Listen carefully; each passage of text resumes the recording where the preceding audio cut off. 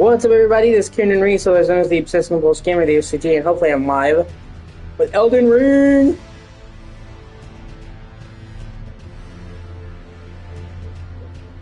Hello.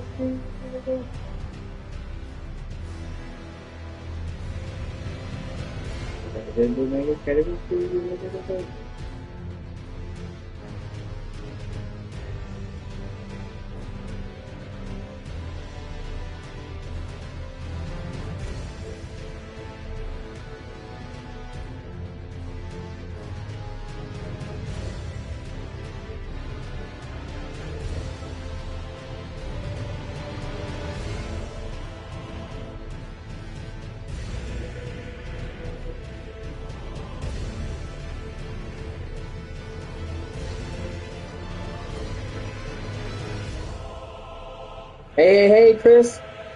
Megals, kan even give deze Megals bij? Shit. Kan even deze Megals. Megals, kan even give deze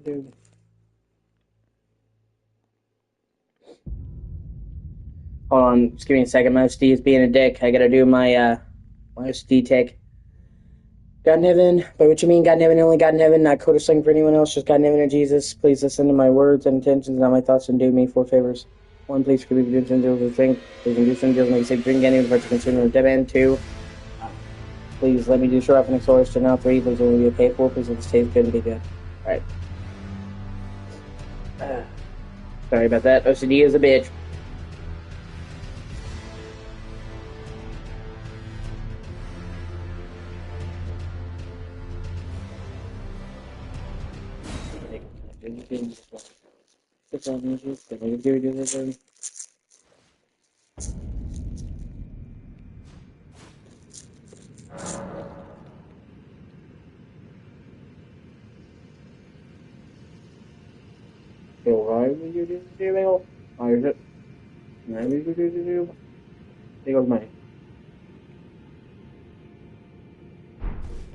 What have you been up to, Chris?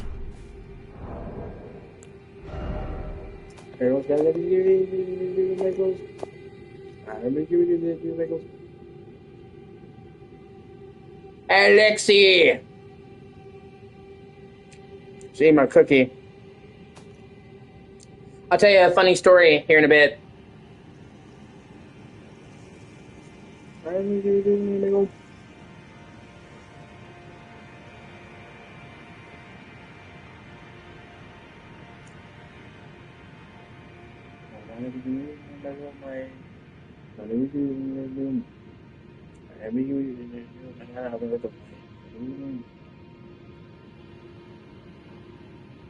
I'm sorry to hear that, Chris. That sucks.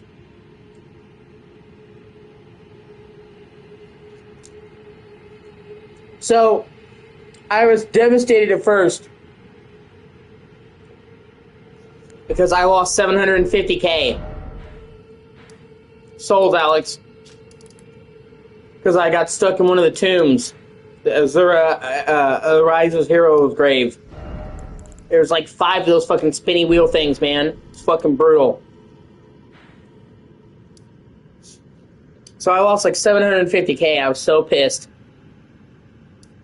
And I didn't want to, I was about to enter a bunch of new regions, and I didn't want to do that without leveling. And I wanted to go and grind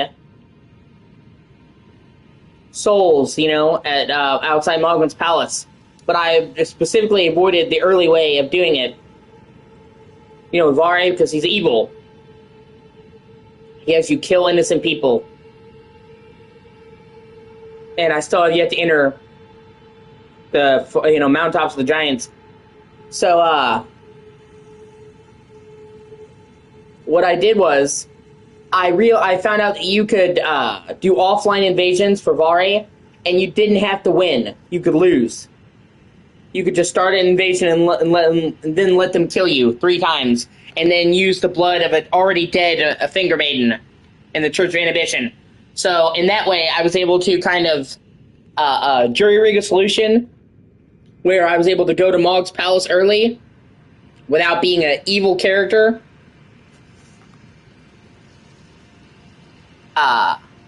Yeah, well, that's what I'm saying, is I did that in a morally clean way because I didn't kill anybody. And then I got to Mog's Palace, and I grinded, and now I'm at 1,000,000 souls.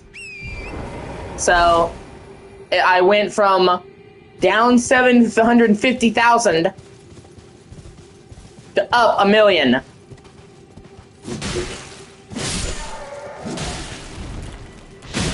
So it's kind of like a fucking roller coaster, and I was able to salvage it.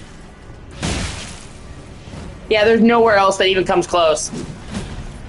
Well, not in the base game. There might be in the DLC. I have to check out that. I never looked into leveling spots in the DLC.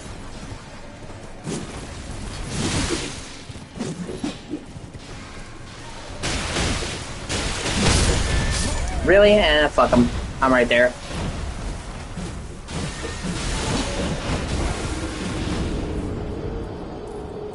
But I just thought it was kind of funny how, like, I lawyered eased my way through Vari's questline.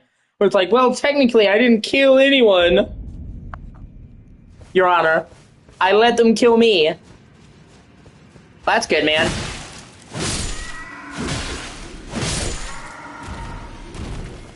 Seems like they overwork you at that job.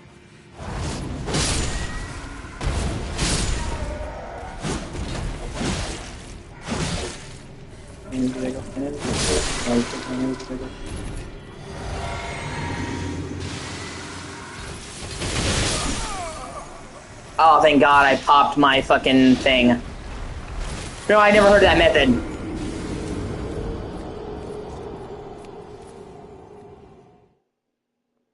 I'm so happy that I had just popped my thing, otherwise I would have lost 1,000,000 souls now. That's funny, though.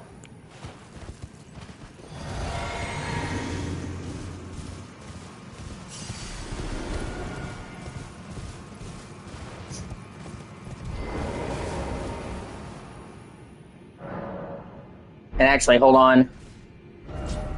While I'm doing this, I'm not going to overgrind here. I can honestly stay here and grind until I'm max level. But I don't want to do that. There's no fun in that for me. I just wanted to get back what I lost and then a little profit. You know what I'm saying? So I was in the green. However, I do need to grind out a little bit of those ingredients for the gold foul foot.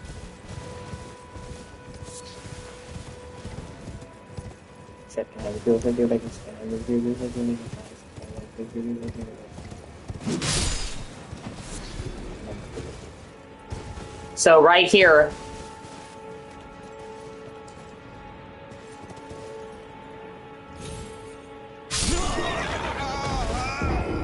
what? Oh my God, do the fall distance in this game sometimes.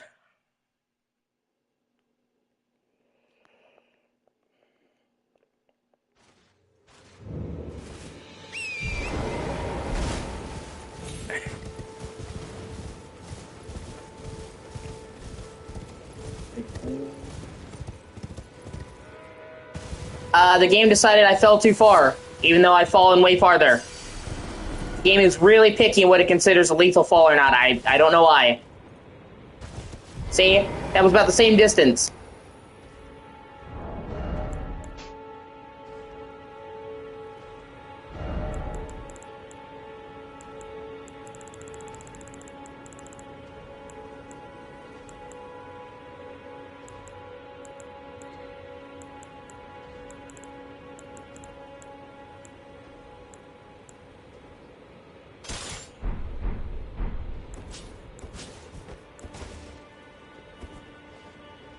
Hey, this spot's really good to get the foul fits. They have like a 20% chance of dropping them, and then you eat a silver foul foot.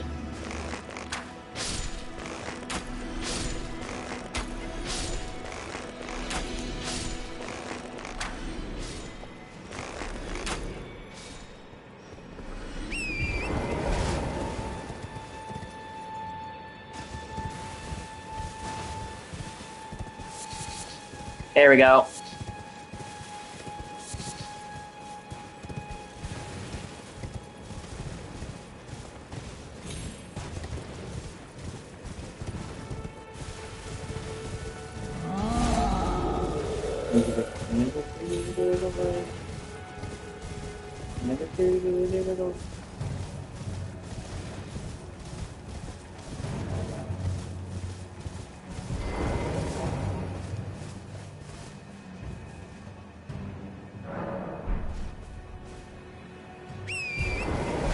Just trying to get a couple of the 4-toed Falfoots so I can farm some of the golden Falfoots for next time I grind. I'm not even going to grind right now.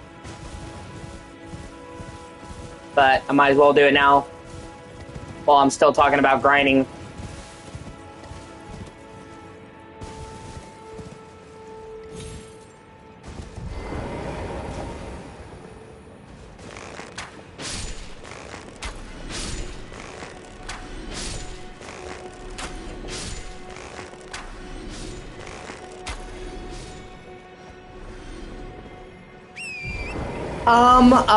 Good, but overpriced. I think them charging $40 for each game individually by itself is dumb, and I think them not including the DLC in the package is fucking dumb. Oh, it's 30 each? Okay, well, them not including the DLC is fucking lame.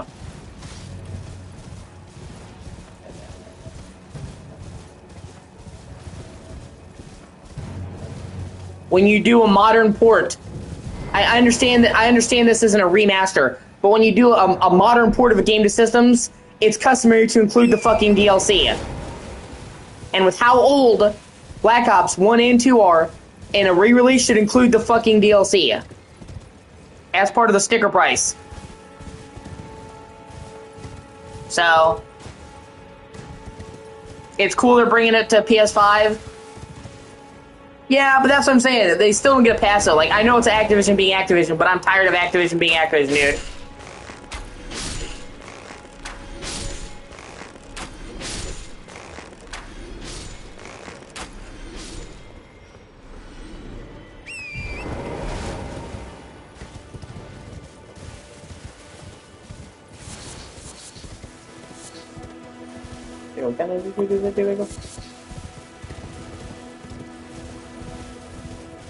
Okay, I'll go.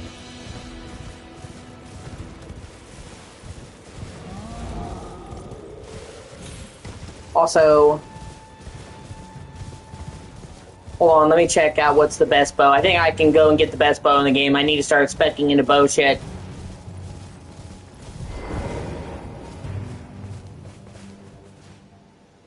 I think it's the black short bow overall because it has the fastest fire speed.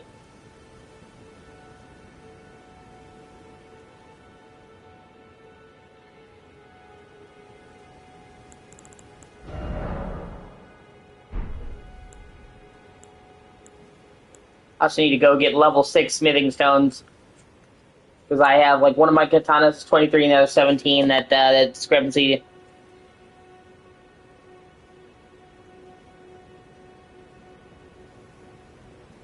Yeah, I like Star Wars Outlaws, actually.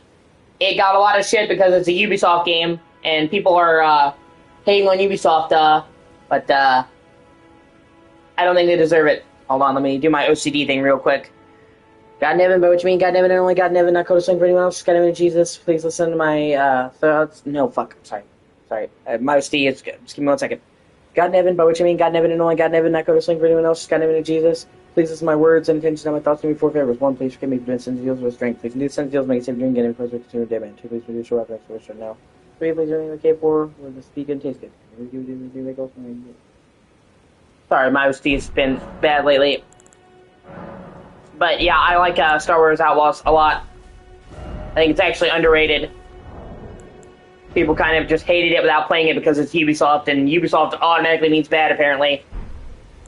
Ubisoft is like the most hated game developer in the world right now, which I think is fucking crazy. That there are more people that hate Ubisoft than EA or Activision or Tencent or Epic for Fortnite. And I'm not saying that none of the hate is justified. Ubisoft has made mistakes that are stupid.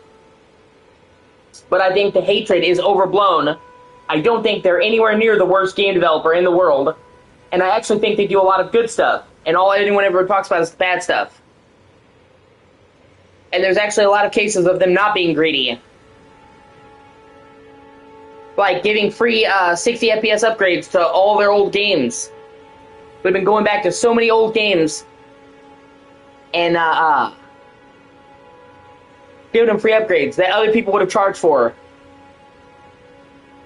And giving free next-gen upgrades even when most companies would have charged for them. Nobody ever talks about that. They always talk about, oh, Ubisoft's greedy, and then they don't acknowledge when Ubisoft gives those people a bone. That's what I'm saying. Like, they only want to hear the bad part. They don't want to look at the whole picture. I think Ubisoft has done a lot of good things. Like the new Black Flag remake. That's $60.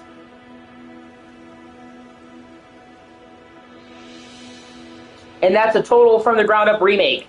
So they probably could have got away with charging 70. And it's 60. And even the deluxe edition is 70. So standard price. You didn't hear anybody say, well, man, they actually didn't gouge people for the price on the new Assassin's Creed remake.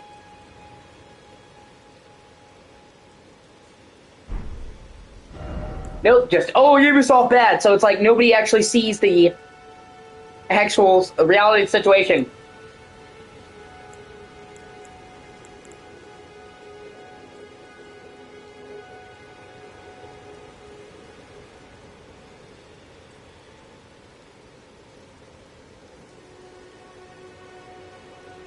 They only talk about them being greedy and bad. And when you talk about a company, you have to acknowledge the good and the bad. Even if it's a company you don't like. Like, if I talk about EA, I will say I fucking hate EA, but I still think EA has made good games. Like, I can say I hate EA as a company, but I still think Battlefield 6 was good. And was miles better than any recent Call of Duty. Whereas most people just say EA bad. Like, you need to talk in the whole picture. Just because you don't like a company doesn't mean you should ignore the positives. That's just being biased. I try not to be biased.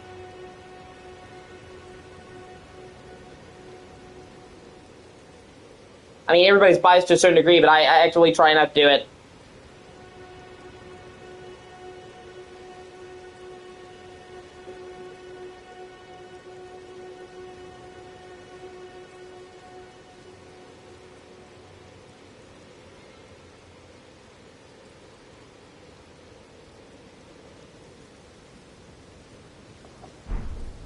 Okay.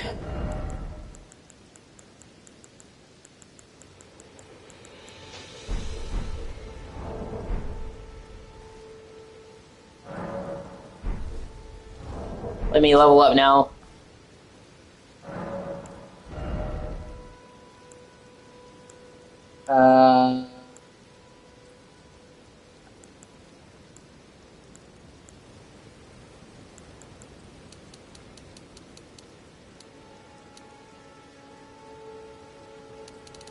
I'm not sure how.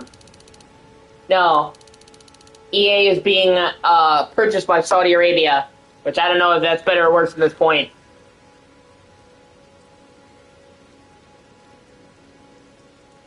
Because they're like, aren't Saudi Arabian companies greedy? I'm like, oh, then it wouldn't be any different than it is now.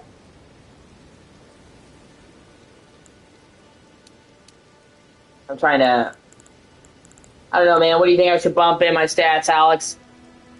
Obviously, I'm probably going to need more vigor to get to the soft cap. But, you know, I could also bump up my strength. Maybe bump up my arcane a little bit. I don't know, man. I can make 14 level ups with the current souls I've got. So, what do you think?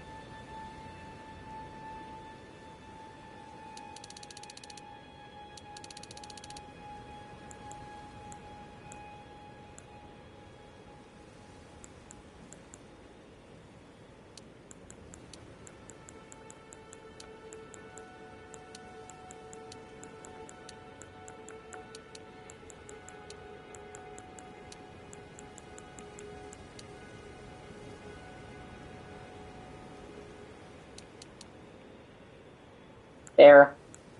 Oh. There, get my arcane to 20, and then bump up my dexterity and my vigor.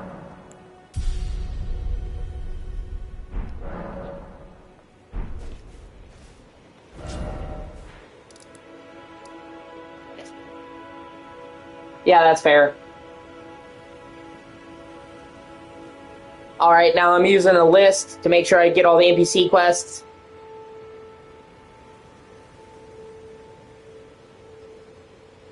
Hold on, let me just check that list real quick. I'm doing everything except the evil quests. I'm trying to be a morally good character. But everything that's not strictly evil I'm doing.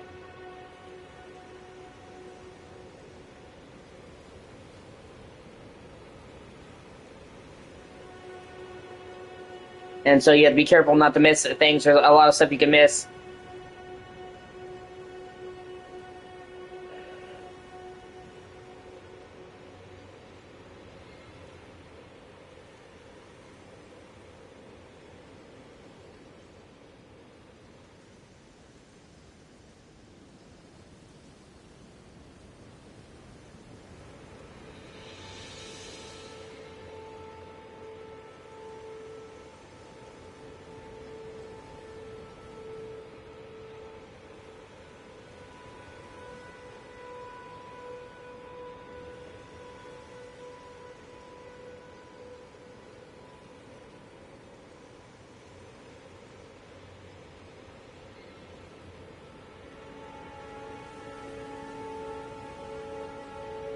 Oh, you're going to bed, Chris? Alright, man. I'll see you later.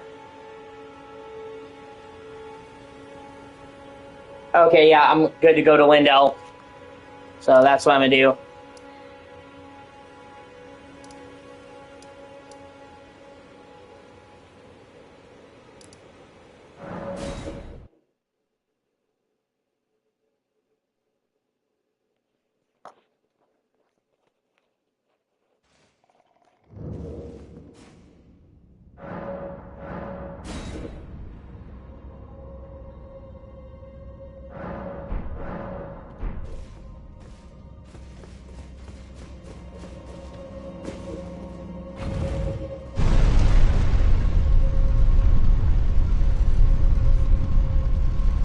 I'm also just excited to go into... Well, one, I want to go into Lindell, because Lindell is probably my favorite dungeon in the game. I really love Lindell. I like the fact that it's a ruined city that's actually a whole city. So many times they tell you about a ruined city in a game, and you go there, and oh, it's just a couple of ruins. Like, small ruins. Like, they'll make it sound like, oh, is this a great lost city? And then it's like, oh, it's a couple of huts, of stone huts. This is like a ruined city that's actually a city. And I also just love the fact that it's like a dungeon in a game that's like a full fucking city. And it's got like a full plan. Like, this feels like it could be a city.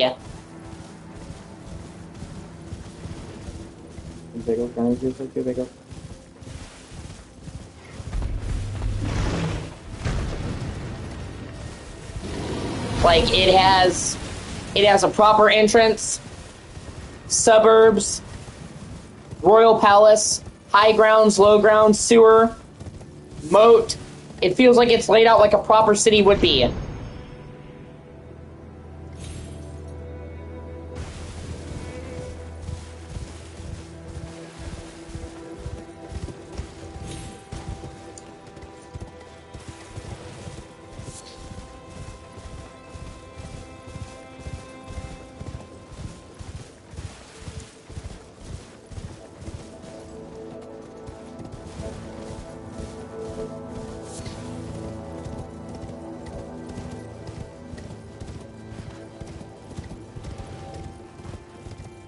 And you can actually see the splendor of what used to be. Like this game's world.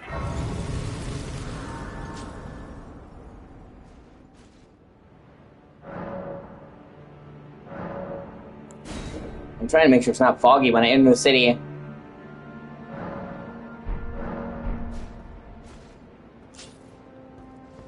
There we go.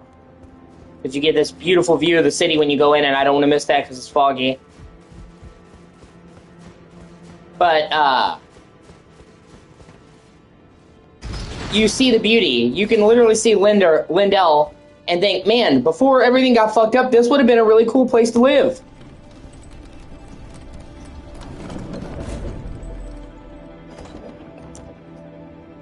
Yeah. Yeah, you see the whole city. That's what I'm saying. It has, Like, the best fucking dungeon intro, man, ever. I know exactly what you're talking about, dude. Oh, hey, Dustin's good to see you, man.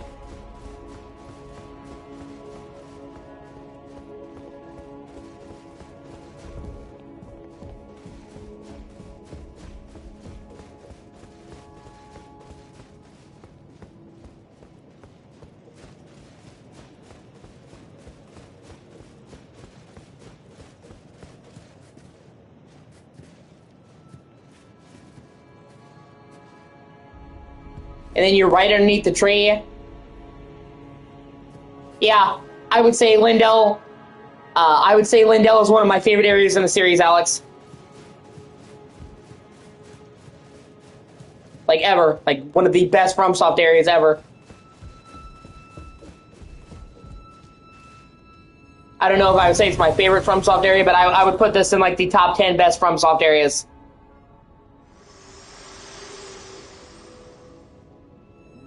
My utmost thanks for bringing me to the base of the Erd Tree. Here, I can govern my own movement, and thus, the accord is fulfilled. I shall depart to ascertain the purpose I was given. Farewell. I shall leave Torrent, and the power to turn runes into strength. Here, with you, I wish you luck in realizing your ambition. You have fought long and hard. I have no doubt you will become Elden Lord. May you take the throne.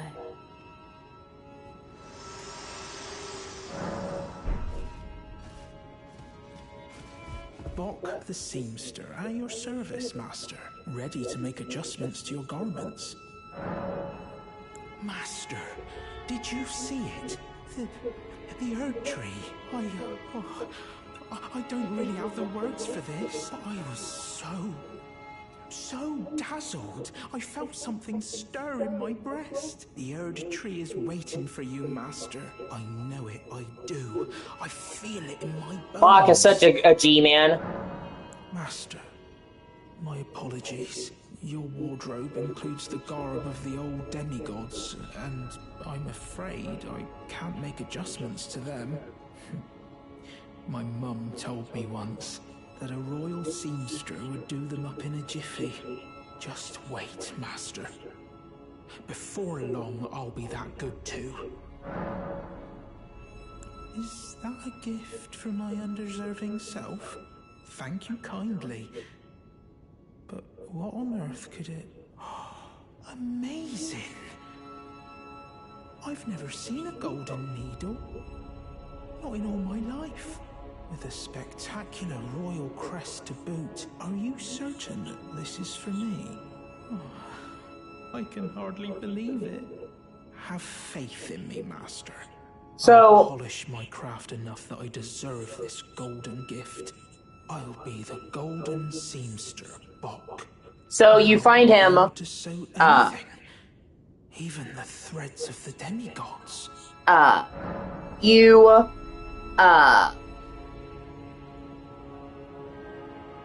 You run into him as a bush in Limgrave. He's trying to talk to you. He was cursed to be a bush. He's a demi-human and beast guy, but he kept his intelligence, and he was kicked out of his cave because he wasn't like the rest. And you hear him talking to you as a bush, and you have to hit the bush, and I guess that's why you missed it. But you do his quest, and he basically becomes a seamster for you, and he alters your garments for free.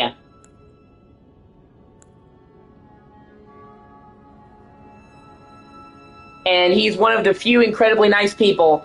But this quest has a really wholesome end to it if you do it right. Normally, he wants to be a human, so he goes to Raya Lucaria to be reborn and turn into a human because he has the larval tear, but he dies from the process. So he becomes a human, but he dies. But you can stop him from doing that by telling him he's beautiful, the way he is.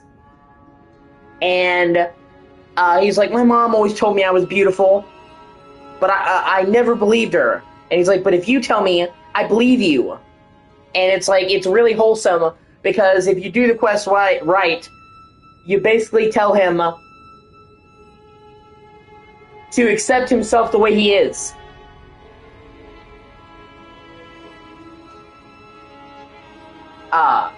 And, you know, a lot of people in Elden Ring, they have really grand ambitions.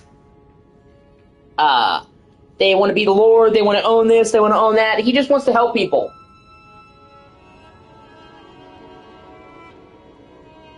So he's one of the only positive people in Elden Ring who's not trying to fuck you over, who's not trying to get a favor out of you, who's just a calm dude. He just wants to do your clothes. He just wants to help you, and that's his skills being a tailor. And I also just like the message where it's like, if you do the best quest line, you basically acknowledge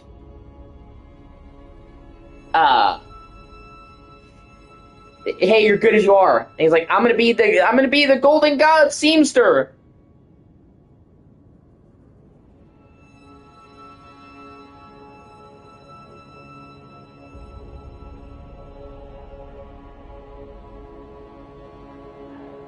Do you think that Mum would be pleased if she knew that I'm as good as any royal seamster now? Oh, it's still not enough. I need to learn how to sew from scratch like her.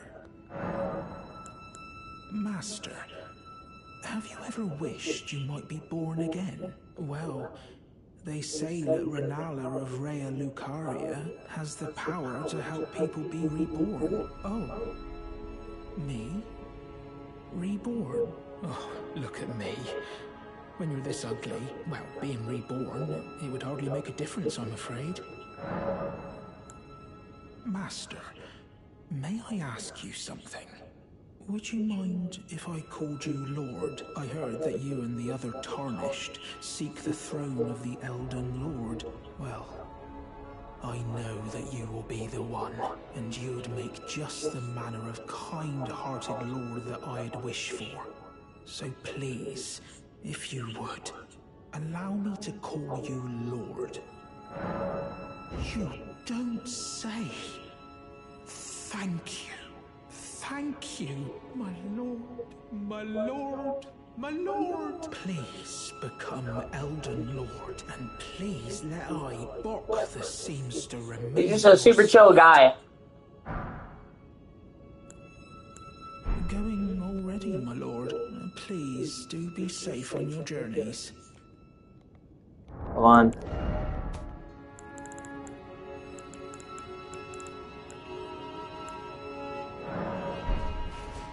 You're beautiful. Bok the sea ready to make... Did I just hear my mum speaking?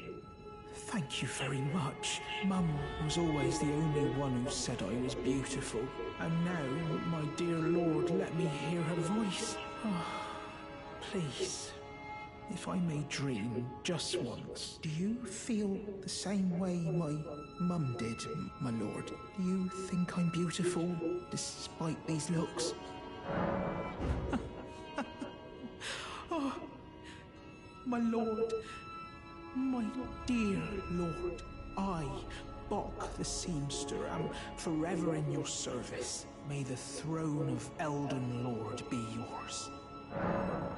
And that you can't even give him the option, once you tell him he's beautiful, to go be reborn, because now he's so confident in himself, because you gave him a pep talk, that he doesn't want to. He's like, well, this guy is going to be the Lord of the Land, and he says, I'm cool the way I am. And so, one, he has a positive message.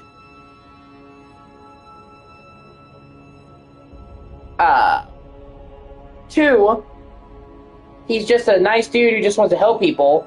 3, he believes in you when nobody else does. And 4, it's just a good message to believe in yourself. You're good the way you are. And in a game like this that's so fucking dark, otherwise, it's good to have, you know, one thing be like, oh, it's just a wholesome quest.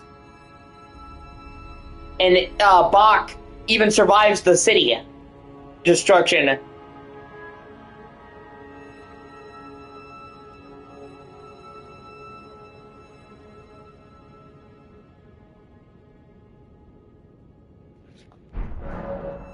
going on, please.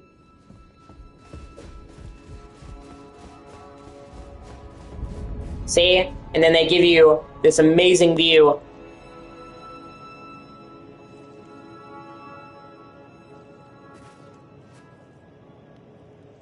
You see the city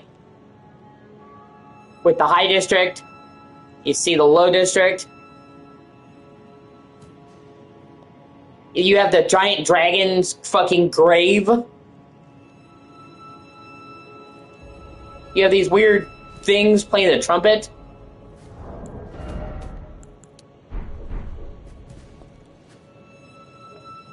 After all this time, you see you're at the foot of the tree.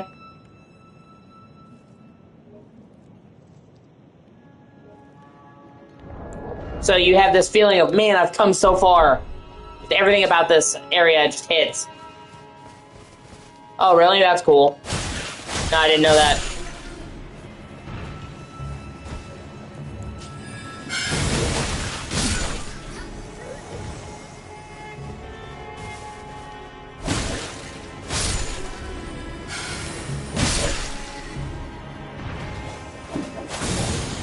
Play the drums like a real man. And I love how you can even parkour in a lot of the buildings.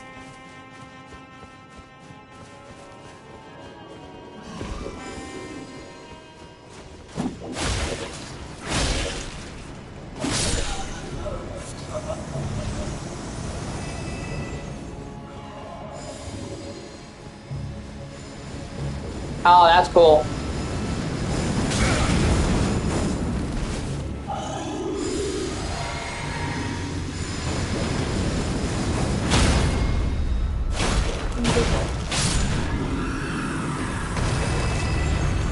And then, like, hidden away in a tiny corner, you find the fucking hub.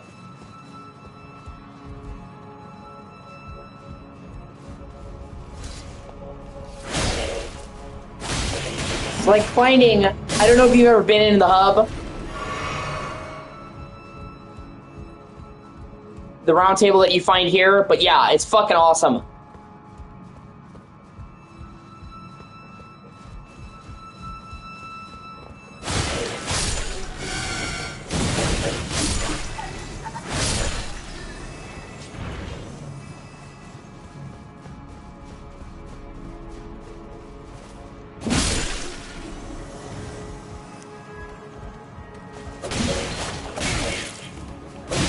Oh, then you're in for a treat, dude.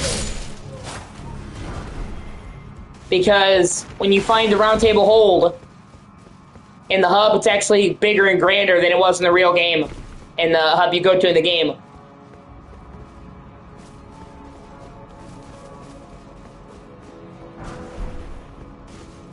With, like, new areas.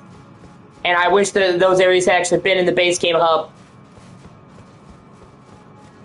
So, and it's like, wow, this area actually was even cooler before.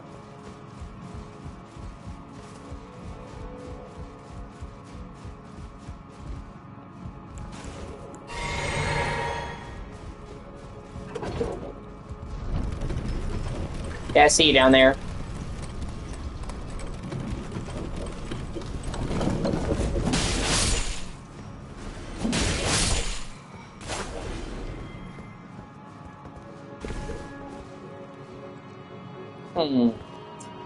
I go down there? Can I get back? Okay, let me go here first.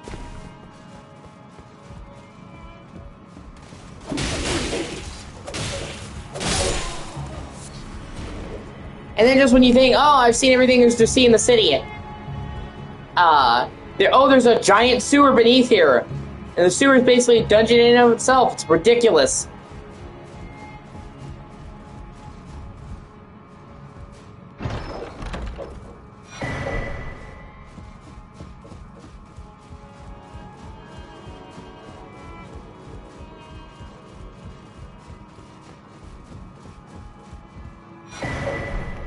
Yeah, seabed curse.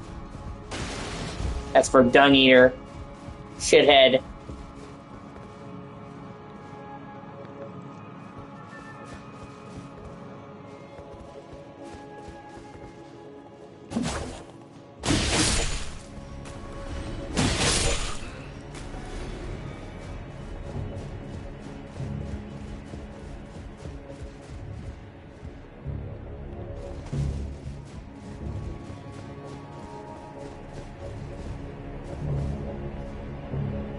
Fucking, shit's repeating. Hold on.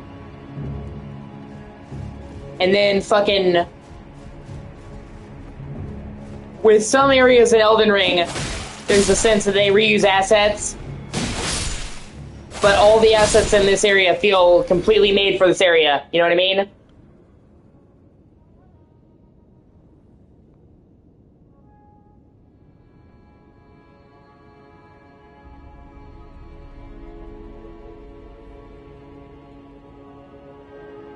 That's true.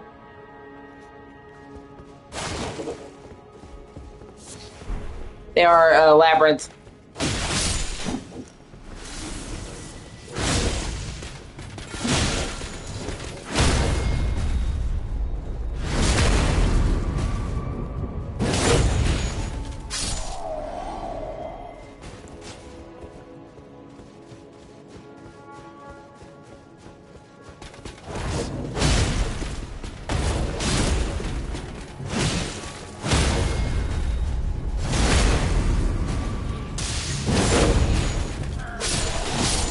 Sure, you just saw me take down your superpower overling, but cool.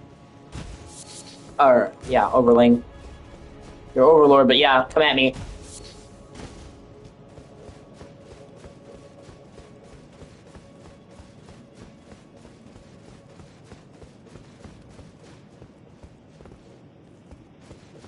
Okay.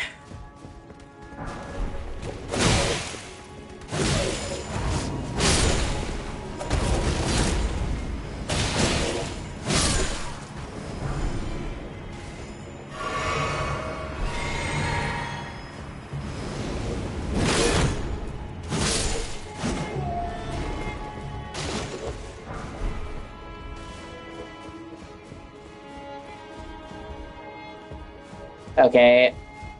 I'm trying to get to the roofs.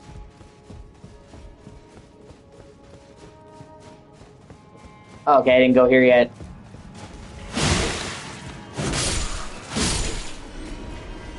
It's like, you can cast your shit all you want to. It's not gonna make much difference, dude. You're done. There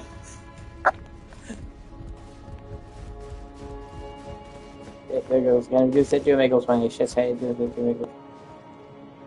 Like I said, I love the fact that almost all the buildings are parkourable.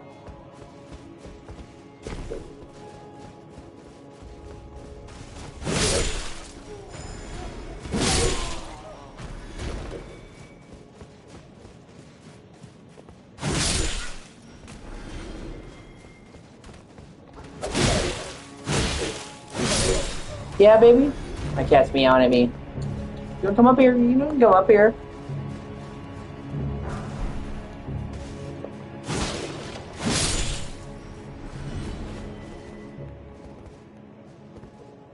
That's the elevator where I came in. Okay.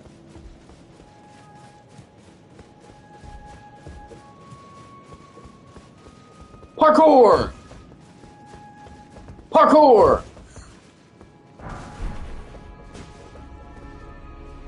Plus, I just think the gold color scheme is sick.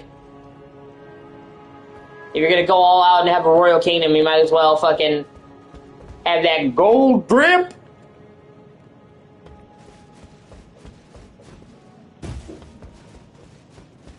Did somebody have Bruno Mars decorate this place? Because there's some 24 karat magic in the air here.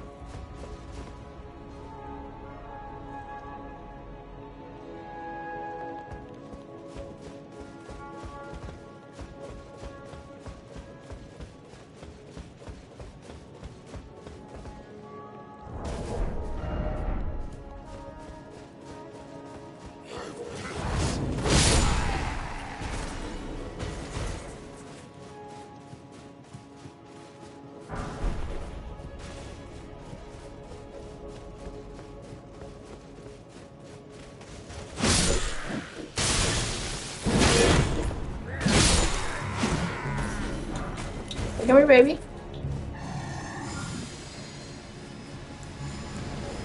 Oh, shit. Baby.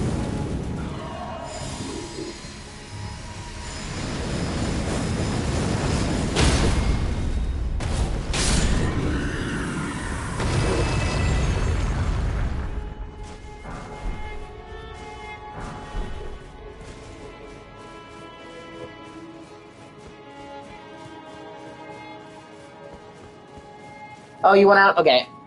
Hold on, I gotta keep Mrs. Kitty happy. Adolf fucking Hitler. Neither the Meowreich. You'll send me to Mauschwitz. Yeah, here. You went out? You went out? Trying to see if I can get her meow audible. You went out? Okay.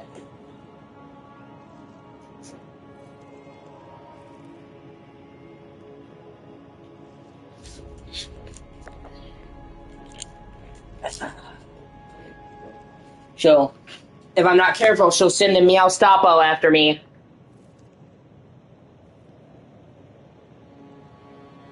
Okay, these taste good. Can I give you the 2 wiggles by? Can I give you the 2 wiggles by? Can I go for it? Can I give you? Can I give you now?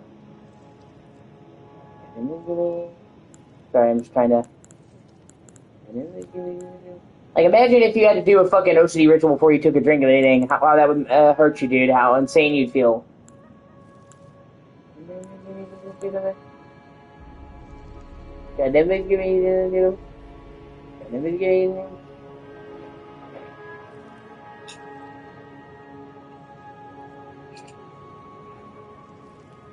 What the fuck?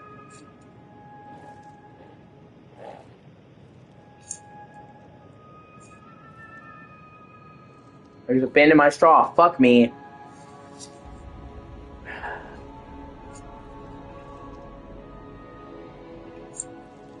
Okay, I fixed it.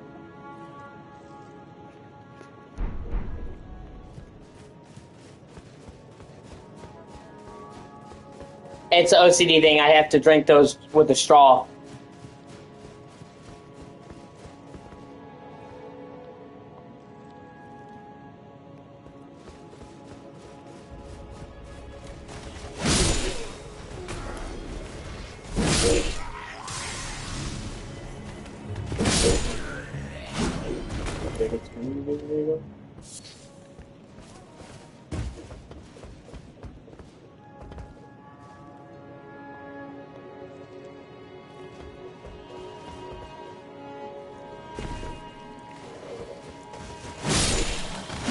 Man of culture, I see.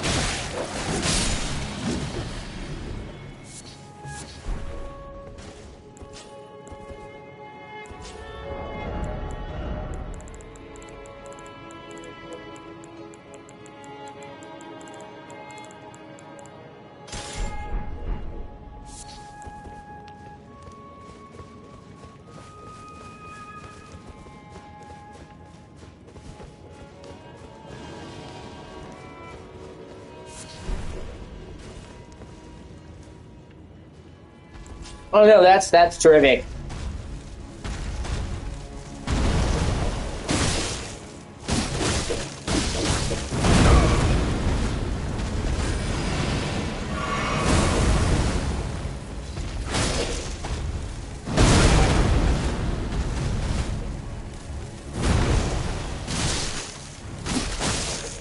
Also, I just want to say, that's also, this city is also, despite being my favorite place in Elden Ring, one of my favorite places in Elden Ring, is one of my biggest flaws with this game, because it pisses me off so much that after you go through Crumbling for Mazala, they destroy the city. Like, hey, let's take literally one of the best places in the game, and after you do the main story, let's reduce it to nothing. Literally one of the worst decisions FromSoft has ever fucking made, in my opinion.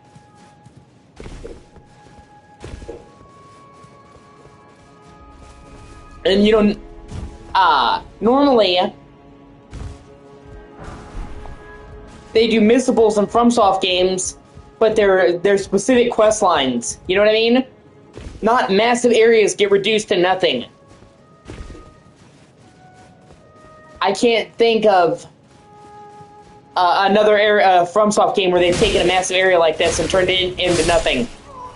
The NPC quest lines are missable. The areas usually are permanent. So, and the fact that out of all the areas in the game, Out of all the areas in the game they could get rid of, let's do fucking Lindell. Not, you know, I wouldn't have shed a single tear if they had gotten rid of one of the any million poison swamps. Actually, did you know, Tarnished, that when you burn the tree, it actually burned away some of the poison swamps? Like, thank God! I would have jumped for joy, but no, let's get rid of one of the coolest places in the fucking game. Actually.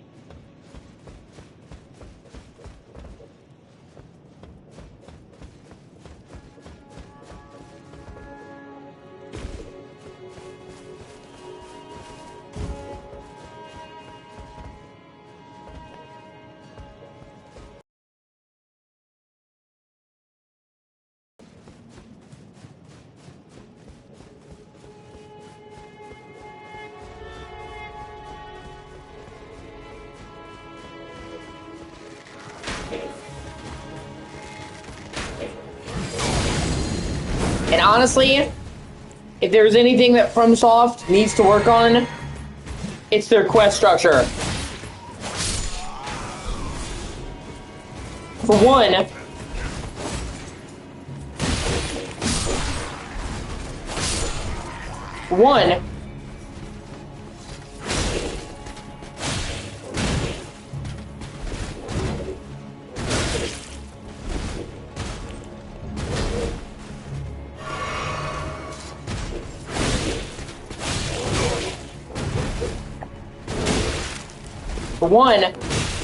I shouldn't have to look up a guide for the most basic of quests. Okay? Give us a fucking quest log. Okay, trying to do any NPC quest in FromSoft game without a guide is almost impossible. You'd have to play the game 15 times to get trial and error. Fuck that, okay? So we need to fix that. And second of all, I'm tired of them making just about every single quest in their games fucking missable, man. Especially in a game as long as Elden Ring, dude. Ah, fuck. And whatever. I'm right there.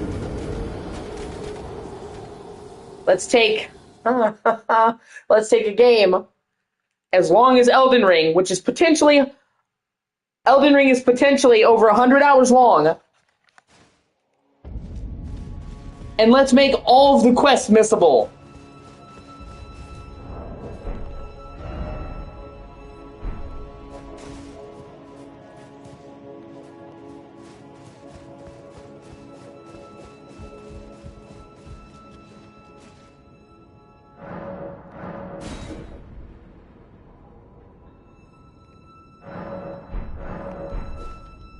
I just wanted the maximum amount of daylight.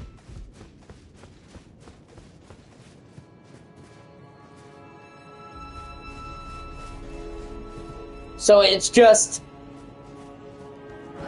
insulting, is what it is.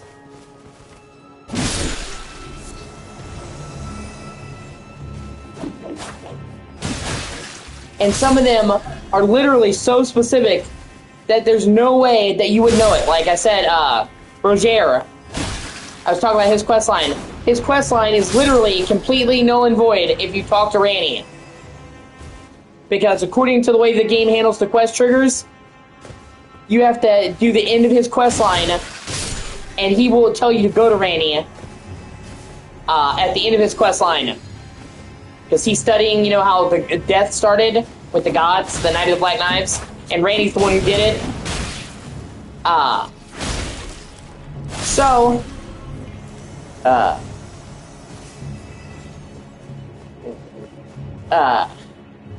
trying to figure out the way to put it.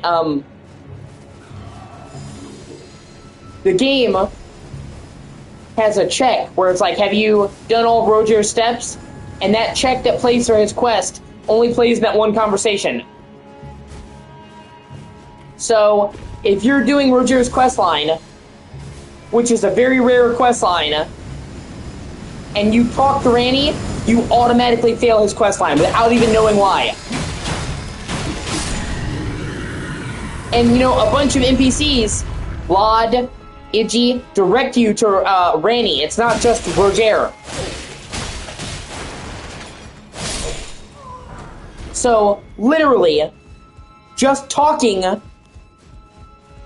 just talking to a random NPC can ruin an entire quest line? Fucking really?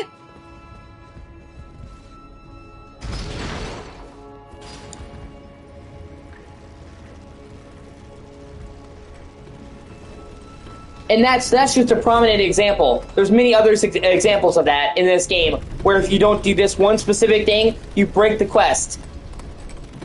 So, if you're just playing the game to play it, then okay. But, you know, if you're like me and you're trying to do everything, that is so fucking unacceptable, man. It's almost like the game is trying to punish you for going for 100% completion. It's fucking lame.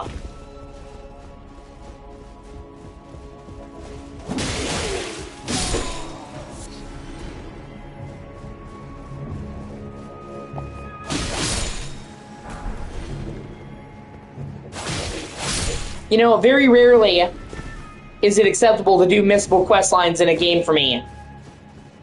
I don't like the idea of missables in general. But under certain circumstances, you can get away with it more.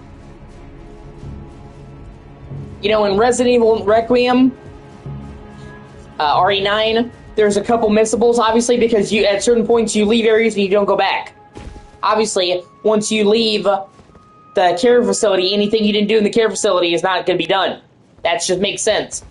So even if and the game kind of gives you a warning too. So, but that makes sense. Like, it makes sense I would want to do everything in the care facility before moving on. And RE9 is not the longest game. Like, it's about 13 hours on a first playthrough, but it's much shorter if you know what you're doing. So, it having missables isn't as bad, because you can do that, and because the way the game works in RE9, fucking spiders, the way RE9 works is if you miss a file, if you miss something, you can get it on the next playthrough and not have to get everything else. So, there's a trophy for getting all the files in Requiem, Alex, and that trophy doesn't, most games will require you to get every file in one playthrough. So it's like, if I miss one file, I've got to go back through the game and I've got to get every file. No, Requiem holds all of your files across all save files, so you can literally go back and just get that file and get it. So, I'm not a fan of missables, but in games like Requiem, it's more manageable. They give you prior warning, and they let, the game isn't as long, and it makes sense because you're leaving that area. Okay?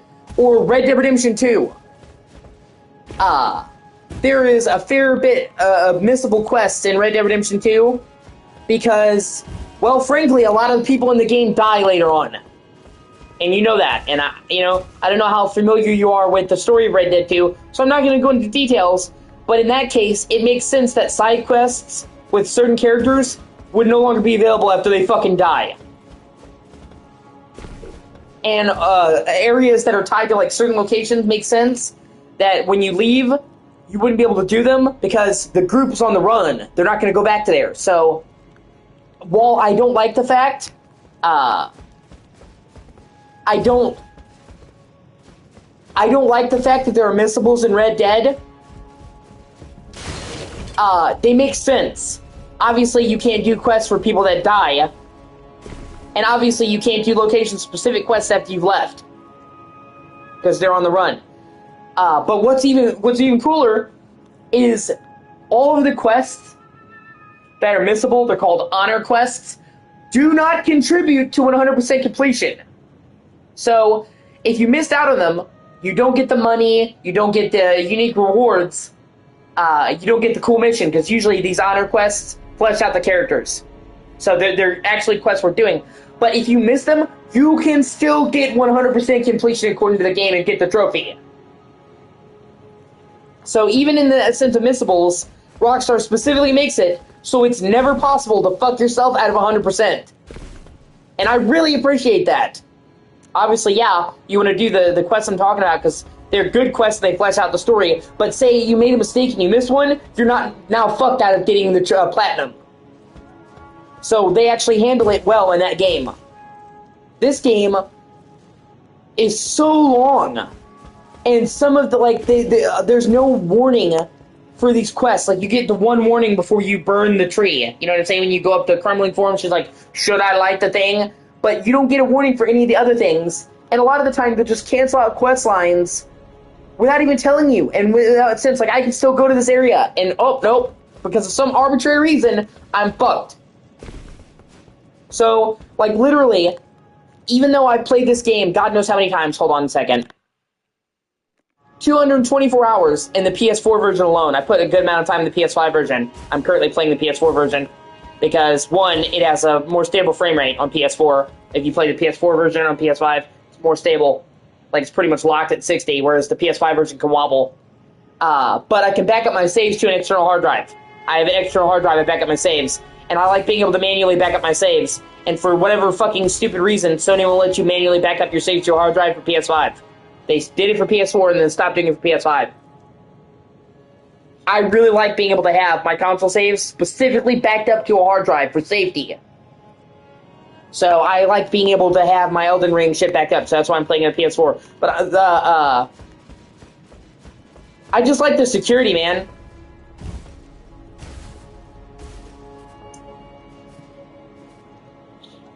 Like, I literally, all my emulator save files on PC, I have them on the hard drive, then I have them backed up to the PC, and then I even have them,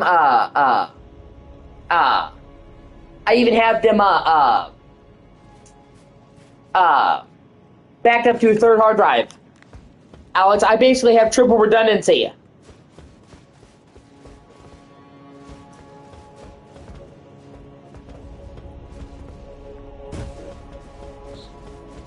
So I am safe in knowing, oh, if this hard drive gets deleted, I have this backup.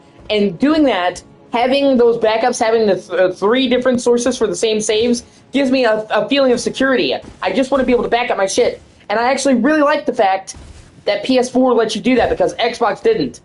There's never been a Microsoft console that lets you back up your shit to a USB hard drive.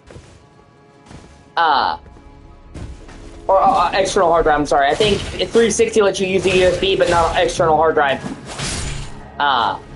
So, it was actually a thing I really loved about PS4, that I could actually back up my shit on an external hard drive. And I have no idea why PS5 did that, especially because PS5 saves are bigger than ever, so you would think you would need it. But I digress. So, I like playing Elden Ring on PS4 so I can back up my save file. So if something happens, I have a backup. Yeah, they did too. Yeah, you're right. So,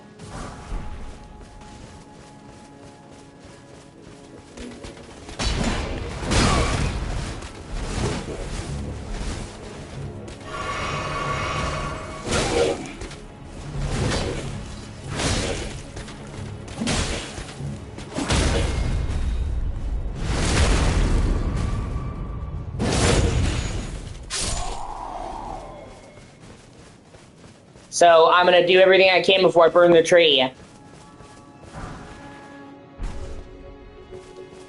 gonna do everything I can before I burn the tree and then back up my save file so I have that pre-burnt world.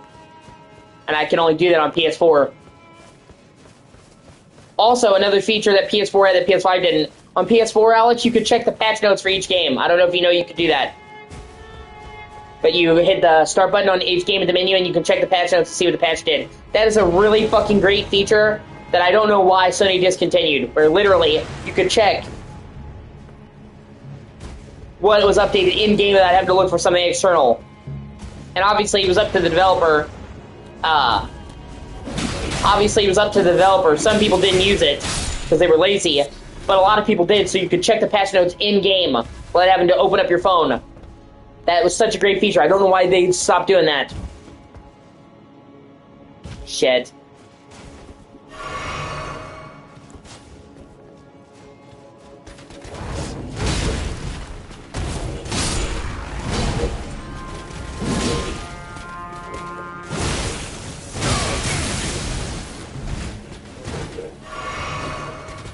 Oh, I'm so fucking scared, guys. Oh, hey.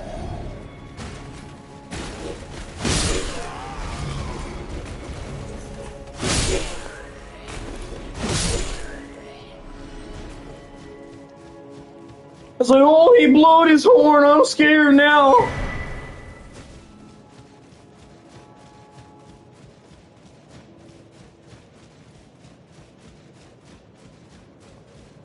He can go blow himself. That's what he can fucking blow.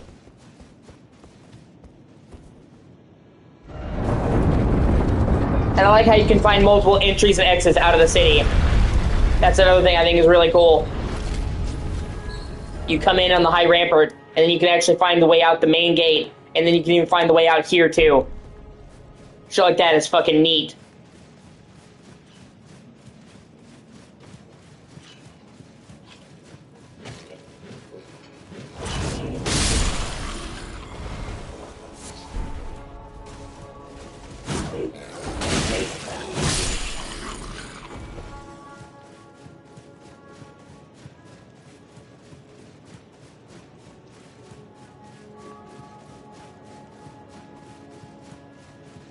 And that's what I'm saying. They have a pool for water, where they would get water. They have a high district.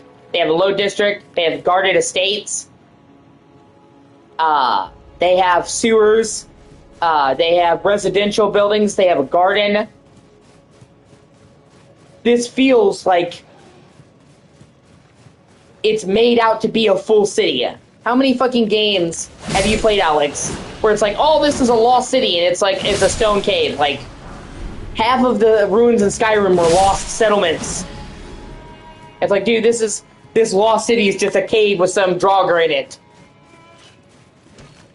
So it's so refreshing to play a game where it's like, this is a lost city, and it actually feels like a fucking, oh, I can see it. This was a city.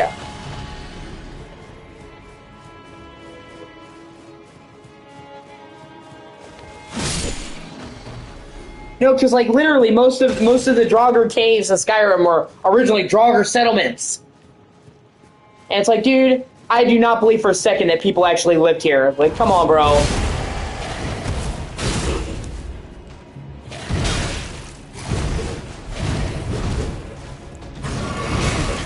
No wonder the Draugr are so pissy. They're sitting there sleeping on a fucking a mattress and nobody's got any fucking TV.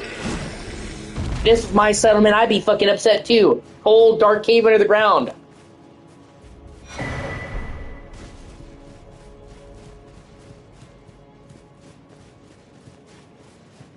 You just hear the Draugr like, oh, is there anything to do here, man? This place fucking sucks.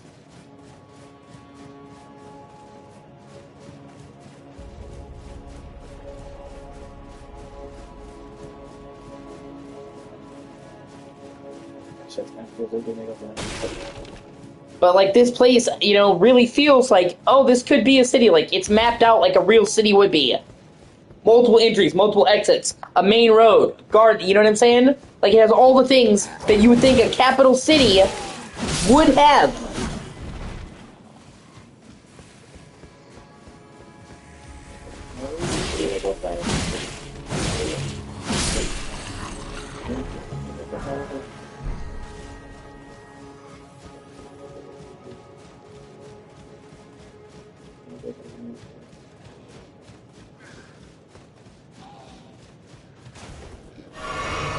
And like you spend so long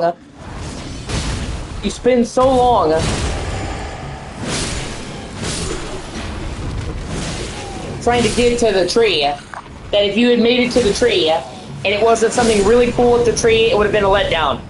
Like you basically, the very first moment you step outside, you see the tree, and then it's, let's get to the tree. Like half this game is just getting to the fucking tree. So if it had been just been like nothing, like a couple of shacks, like, oh no, but instead it makes the trip worth it.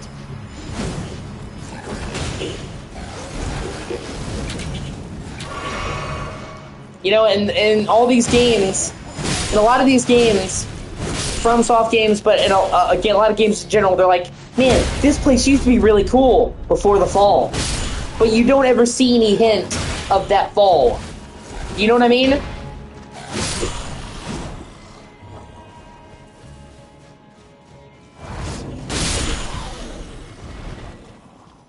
You're like, well, everybody is sitting here telling me how cool this place used to be, and I can't see it. But like with this city, you can see, man, this place actually did used to be cool. And then I said, like, there's a giant fucking dragon draped on the city, and the dragon died attacking the city. That's some cool fucking lore. That's what I'm saying. And that's where FromSoft does what FromSoft does well, and what people don't seem to understand. FromSoft, they can badly optimize their games, they have shitty quest design, you know, some of the stuff is clunky, they do bad PC ports, but when it comes to atmosphere and world building, they are fucking unmatched. That's what they do. They make incredibly memorable worlds. And, like even in Bloodborne, Yharnam feels like a real fucking place. And Bloodborne would not be nearly as loved if Yharnam wasn't as cool as it was. The setting is like a main reason I've talked to why people love fucking Bloodborne. Because it did Victorian Gothic better than just about any game out there, ever. And so many people try to copy FromSoft, and there's nothing wrong with that because these games have been such a huge part of thing. Like the Elden Ring took the world by storm. What was my? But they always try to copy. They always try to copy the games mechanically, Alex. Do you see what I'm saying? Like when they try to copy FromSoft, a big mistake that many of these game companies make is they try to copy the gameplay. And they miss out on the world design being such a large part of it. Like, they captured the mechanics of a FromSoft game, but not this, like, the actual spirit of a FromSoft game. You know what I mean?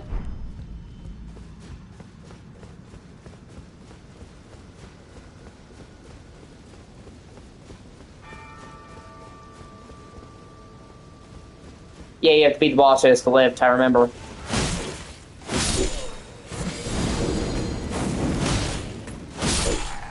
And that's what I'm saying. None of these games would be as loved as they are if they were in generic worlds. It was filled with memorable characters and settings. Praise the Sun is what helped the Dark Souls become so well known.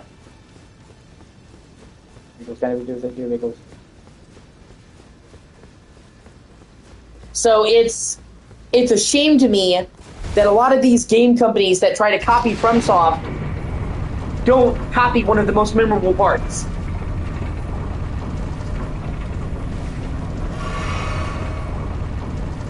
Conversely, that's why I love Lies of P so much, because they put a huge precedent on the atmosphere in Lies of P, and the atmosphere in Lies of P is every bit as good as FromSoft.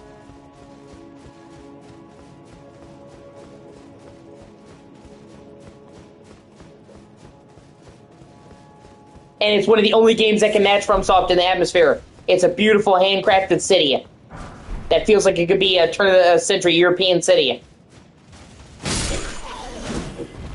So Lies of P actually got it. Oh, hey, we should actually do just, you know, the atmosphere and go for having a memorable atmosphere. And I'm not saying it copies FromSoft. I'm saying they get how important the atmosphere is to those games. Whereas most of the people who try to do Souls-likes skimp on the atmosphere part.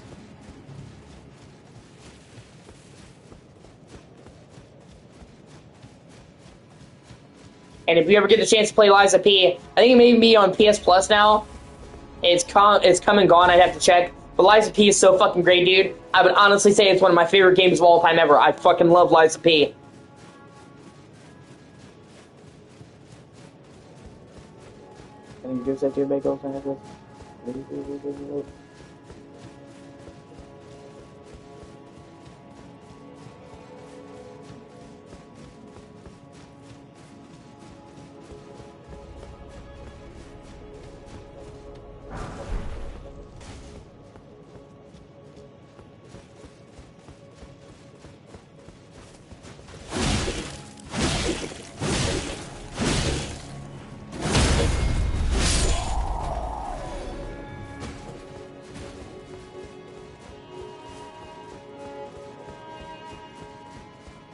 I also don't like how when you go past the point of no return in Elden Ring, you set the tree on fire. Like, I get it, they're supposed to say, like, oh my god, it kind of ruins the aesthetic for a lot of the areas. Each area in Elden Ring is very color-coded. Limgrave is very green, the ring is very blue, Altus Plateau is very yellow, but then pretty much all of the areas get all reddish once the tree does. It kind of robs a lot of the areas of their individuality and the color palette by making them all uniform.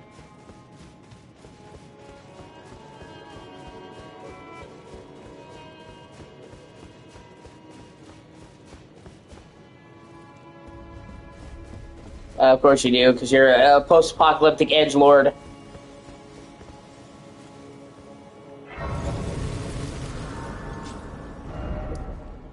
Avenue balcony, okay. That's me giving you shit, man. Okay, before I fight these cocksuckers, I need to get back to my runes.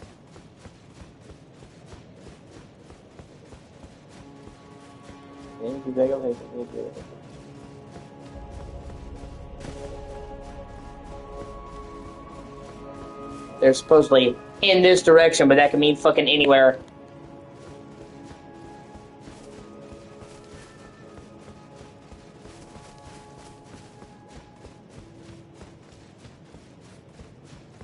I think I was a bit higher up, yeah.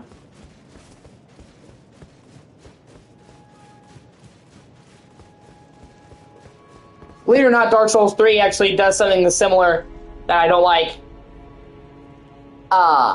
One thing I really like about Dark Souls 3 for most of the game, each area has its own time of day and its own color palette. So, in Dark Souls 3, like, you start out in the Cemetery of Ash, which I really love that location, by the way. It's my favorite starting location in any Souls game. Anyway, you start out in the Cemetery of Ash.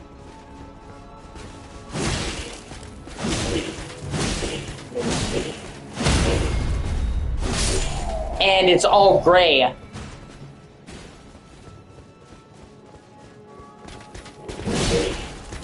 If you're gonna use special abilities, Dustin, yeah. If you're just being a warrior, though, you don't really need to spend that much points in FP, dude. You only need a little bit to carry you if you're a warrior. Like, hold on, I'm level 116, Dustin, and my mind is 11. I barely increased it. So, how important FP is to you depends on if you're going to be a wizard or not. If you're a wizard, going for magic, then yeah, you're going to need a fucking bucket ton of FP. But if you're a warrior, then only a few points in it should be good. You see, my FP bar is very tiny, but I hardly ever run out because warrior arts take up very little. Okay, we have this courtyard over here. This place is cool. Yeah, I haven't been here before. See, I'm finding all these places, but not finding my fucking souls. Son of a bitch.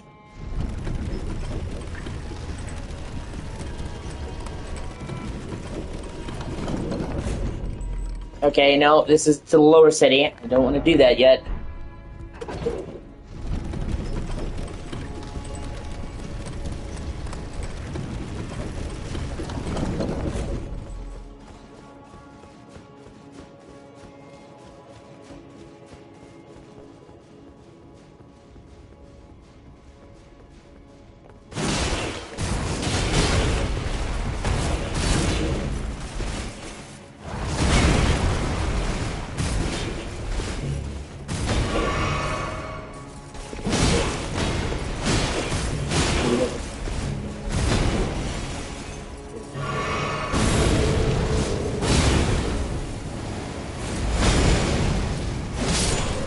See, I did my special attack tons of times, Dustin, and I still didn't drain most of my bar.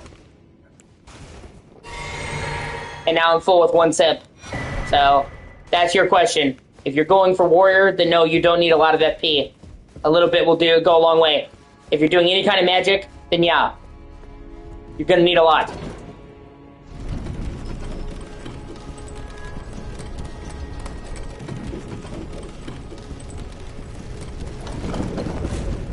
Oh, shortcut. Nice. Well, that'll help me out. Didn't help me find my fucking runes, but yeah.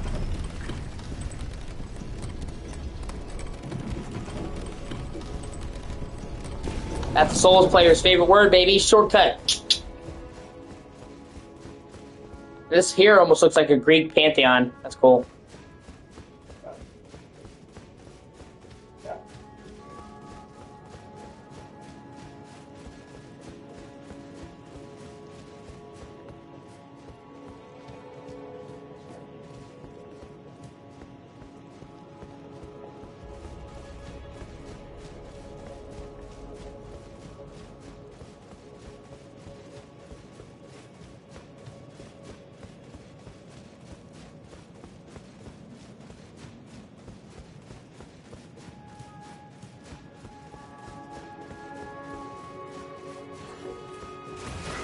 Yeah, I see you, asshole.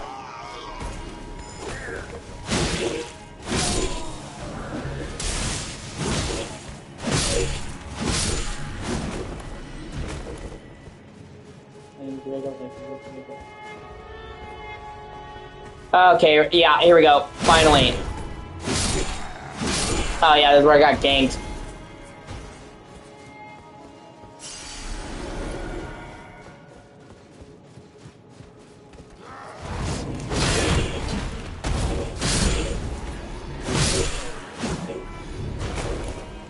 See, I did a full combo, and that actually takes a lot, and it barely used anything.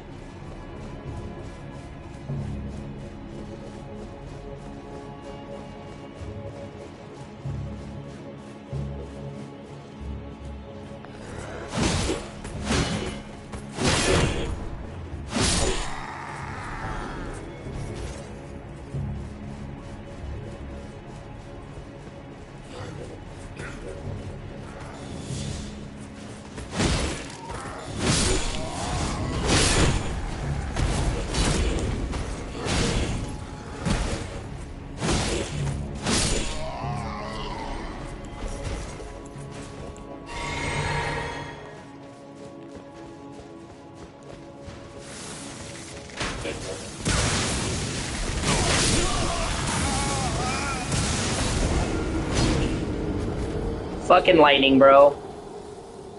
And a biggie. Now I know an easy way, and I have a shortcut. Oh,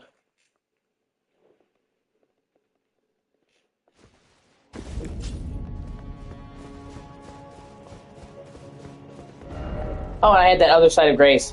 Oh, that's cool. I forgot about that, too. And that right there is the way to the, this is the round table hold right here.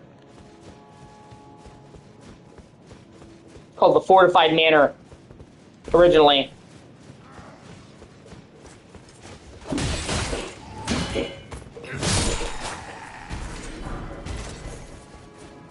No, I don't want to go there yet. I haven't been there.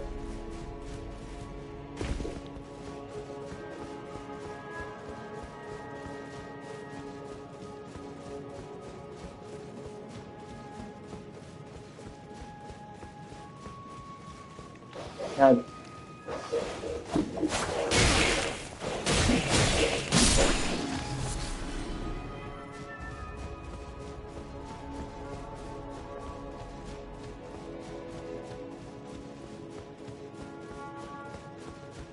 No, I'm looking for a path up. I found it.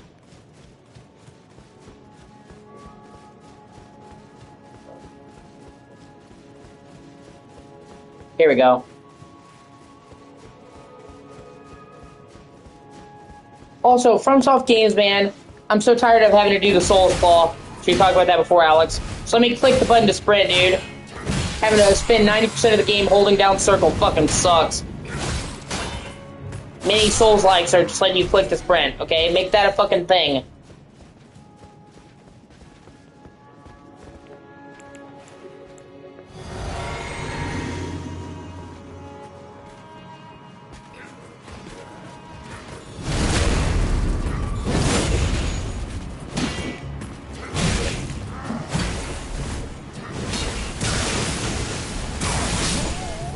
Well, I'm so glad I popped my shit. Yeah, his first quest isn't too hard, Dustin. That's basically just going to the Forlorn Hound Evergall. And you're going to go there anyway if you're going for Dex. The Bloodhound thing he gives you is the weapon one of the weapons I'm using right now. Literally can carry you through the entire game if you want. It's one of the best Dex weapons in the game.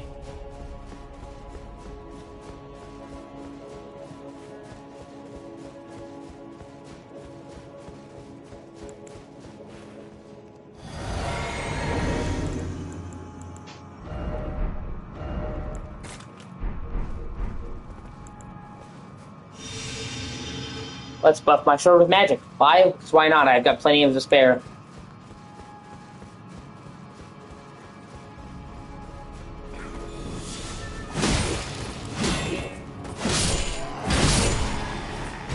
I'm blue, da ba dee da ba die. My sword is blue. Yeah, I'm sorry. My sword is blue, da-ba-dee, you're gonna die. I'll work on it.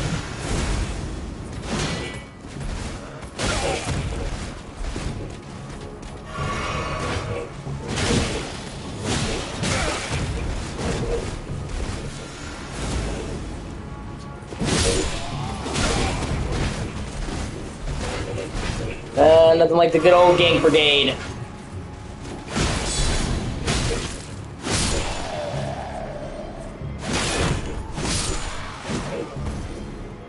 Get fucked!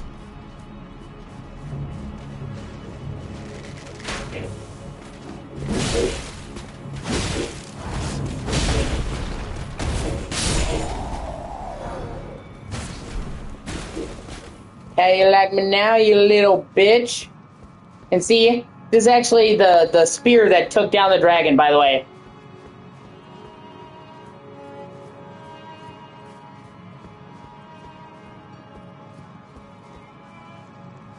It plunged through the dragon and then landed in the building. Like it ran through it in the sky. So you not only see the big ass dragon, but you see the spear that killed it. It's just cool. It's just cool as shit.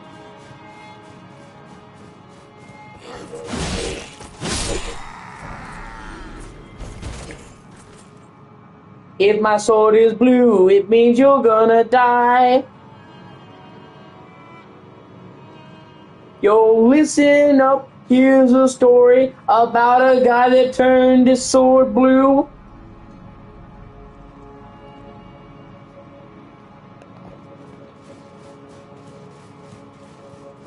I feel so old. How old that song is now.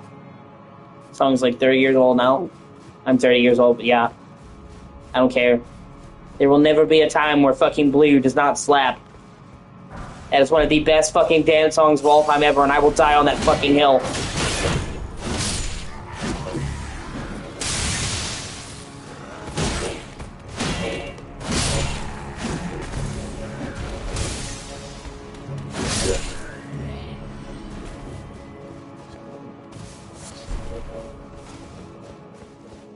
Okay, do I want to drop down? Oh, when I drop down, I do want to drop down there and grab that item on the building, but hold on, let me look around here first.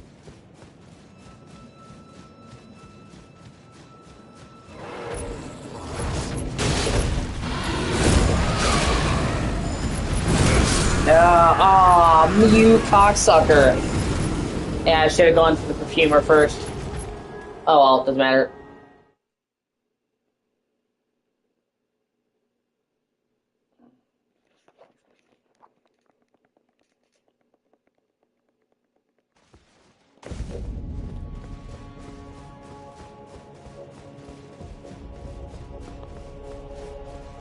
Okay, I'm gonna get my souls back, and then I'm gonna go down here and go up here. This is how you get to the round table hold. I'm gonna show you what the original round table hold looks like.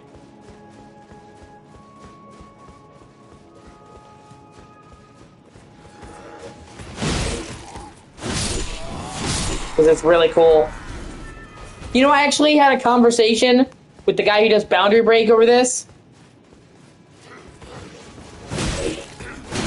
I don't know if you've ever seen Boundary Break. Alex, I think you have. I think you've actually sent me clips. Yeah, only me runes, okay? Everybody knows their soul, dude. Nobody is fucking playing Bloodborne says, hey, let me go get my blood echoes. That just means you're a fucking tourist.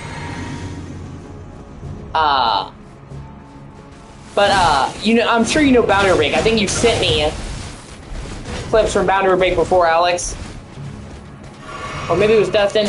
But the guy who runs the channel, Boundary Break, where he looks, you know, out of bounds for games, his name is She Says.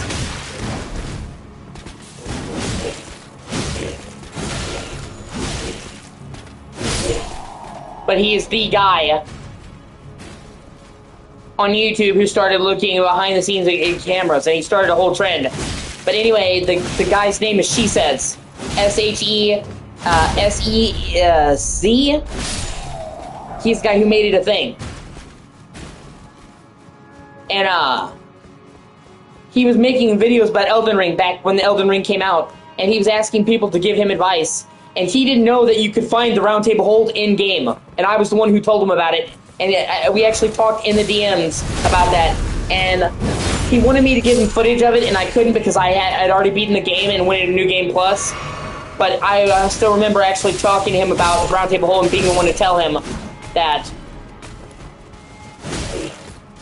So it was an instance where I actually had an interaction with a pretty noteworthy YouTuber.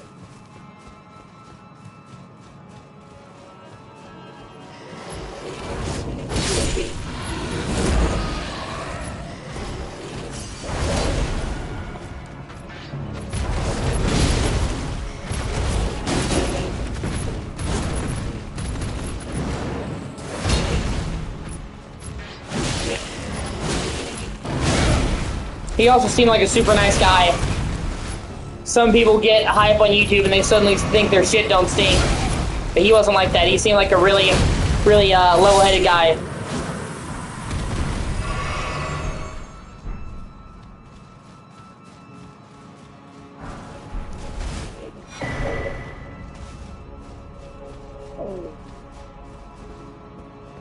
Yeah, he's a really cool channel. If you haven't seen him, he goes through all kinds of games and he breaks their boundaries. Well, I mean, it's in the title. But he does it in an incredibly way, and it shows you how games work, how they load assets, what they load. And he even made special tools to do it. Like, he wasn't just no-clipping. He basically made documentaries about games and what you could find out of bounds. God damn it, I didn't want to drop down without getting on the building, whatever.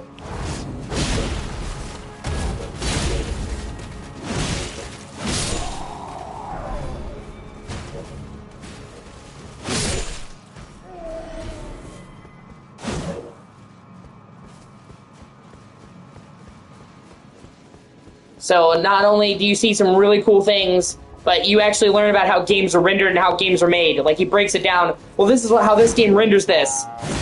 I really dig stuff like that.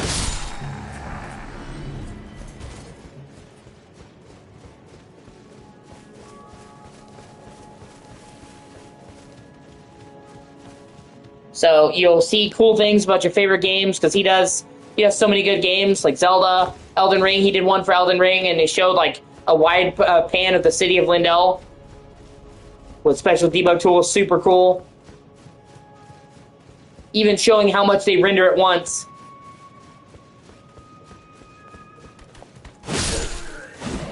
And if you're a behind-the-scenes kind of tech nerd like me, I eat that shit up.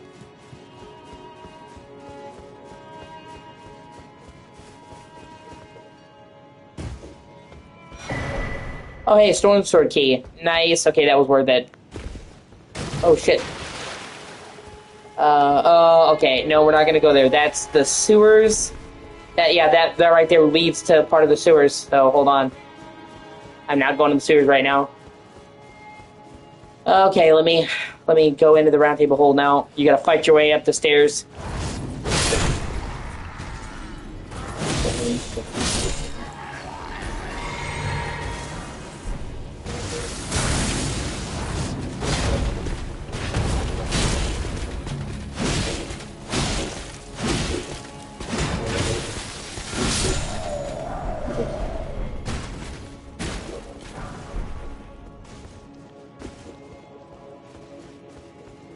And the first time you come in here...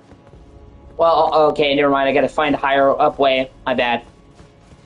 Regardless, I'll get in there. This is where it is, though. The first time I saw this, you come in there, and you don't know it's a Round Table Hold. So you open it, and you're like, wait a minute, what?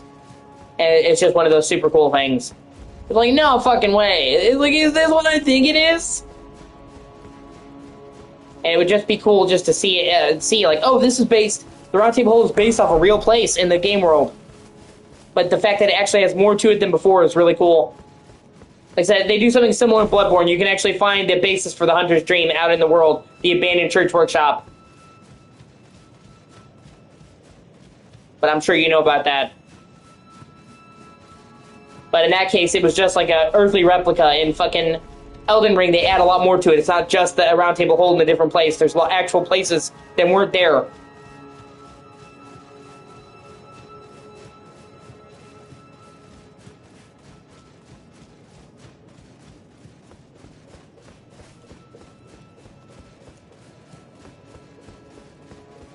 Pensó que en esos vídeos que Lego Fly. Vídeos de que Lego Fly, esos.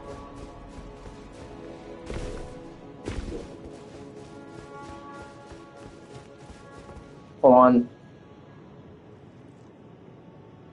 Let me Google. I'm trying to find the way I wanted you to see the round table hold. Especially since I don't know how many more chances you'll get to see me here. And after a certain point, the city's destroyed. So I really wanted you to see the end game.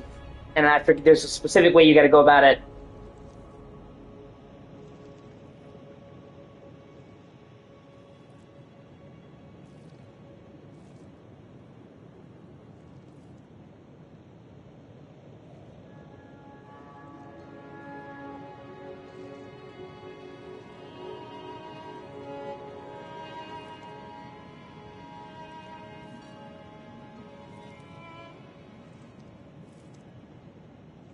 Okay, I gotta actually go this way. Because you have to go up the dragon, which you've been up the dragon, but yeah, okay.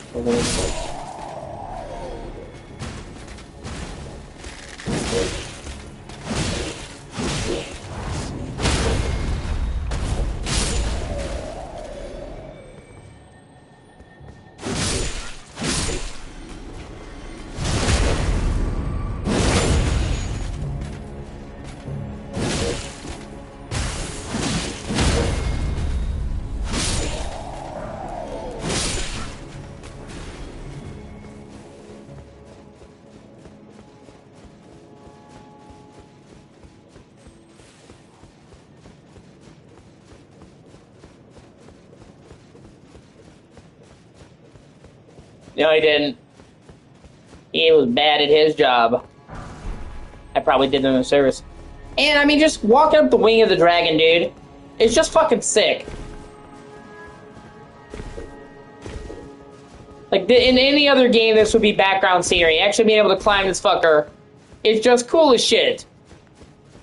I didn't know there was, like, a sword at the top, but still.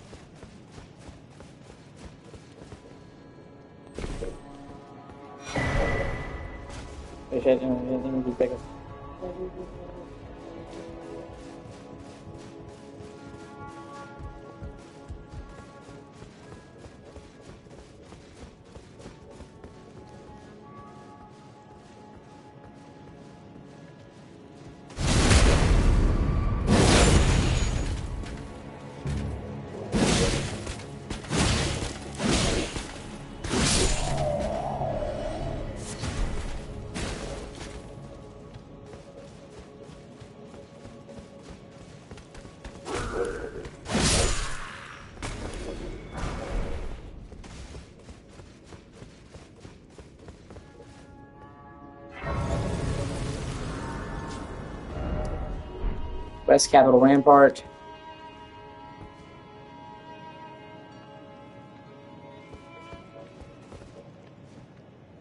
Hold on.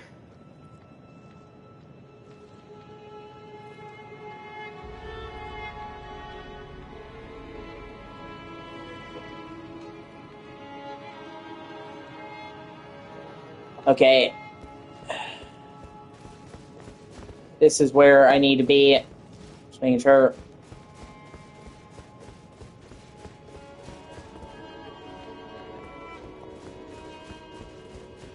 Yeah, there it is right there.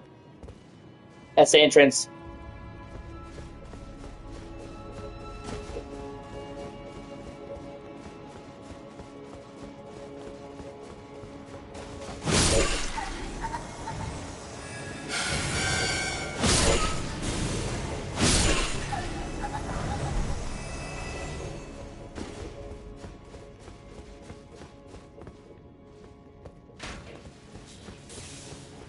Yeah, I see you there. You little bastard. You'll get yours. Don't fucking worry, you will. Cane sword. Well, I guess now I can be a pimp.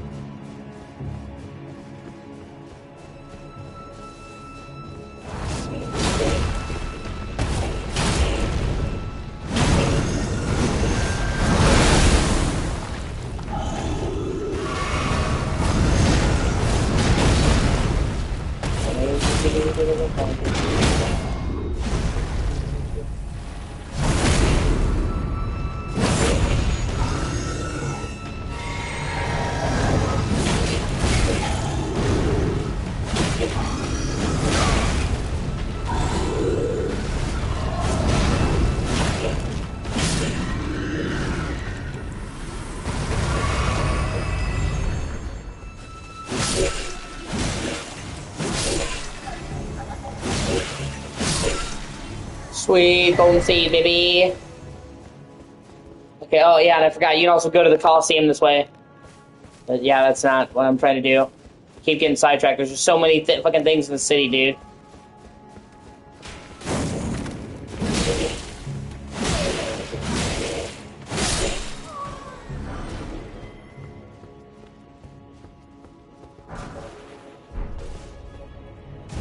I just don't want to miss anything.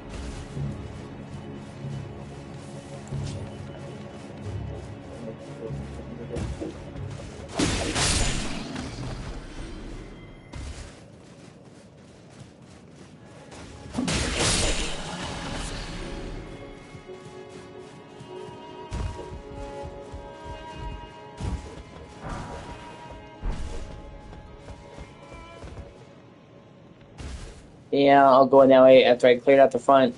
I need to come around here to open up the way.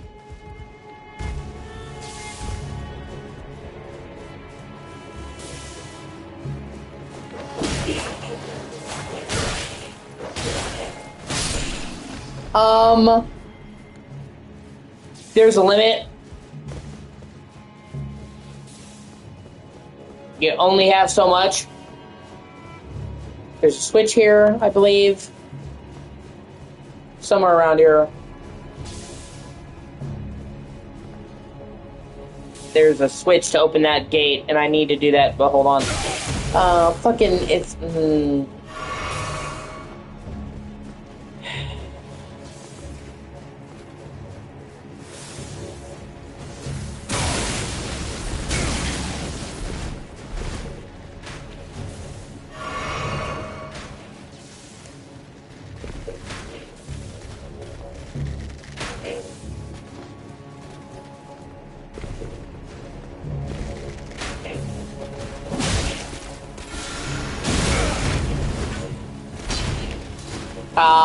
fuck you.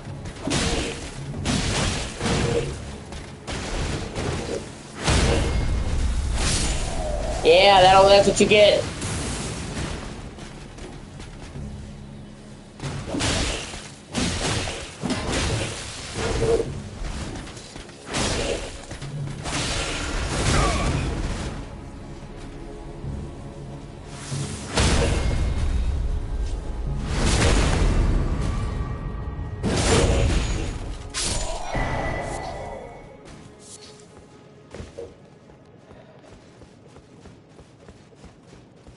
Okay, where's the fucking... Hold on a second. Where's the gate opener? I need that shortcut. If I fucking die, I won't have to go all the way fucking back here, man.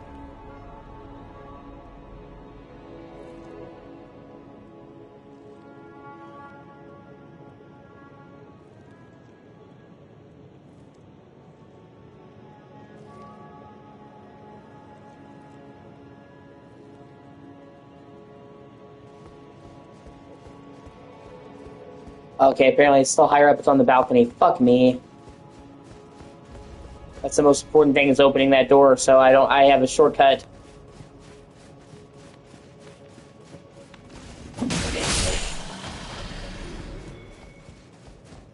Up the giant root!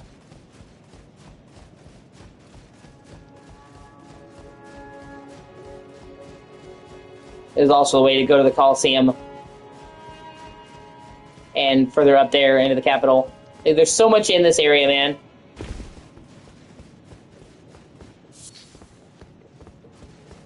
Like, seriously, this is fucking peak FromSoft design. This is one of their best design areas ever, in my opinion. Like I said, we can debate all we want to, but I would definitely put this in the top 10 best FromSoft areas in any of the games.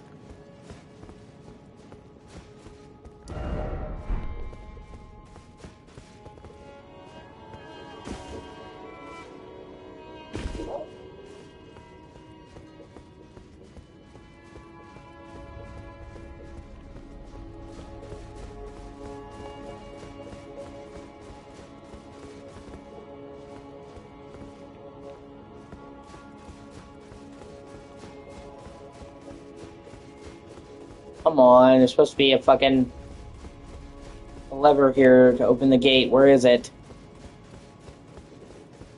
Open the gate!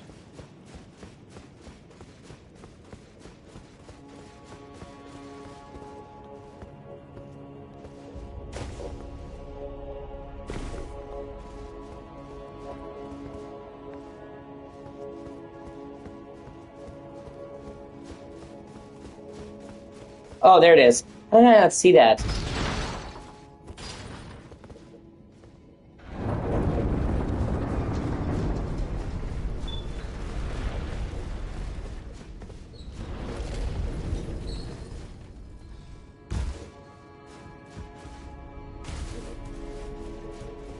Boom. That makes coming and going so much easier, dude. See?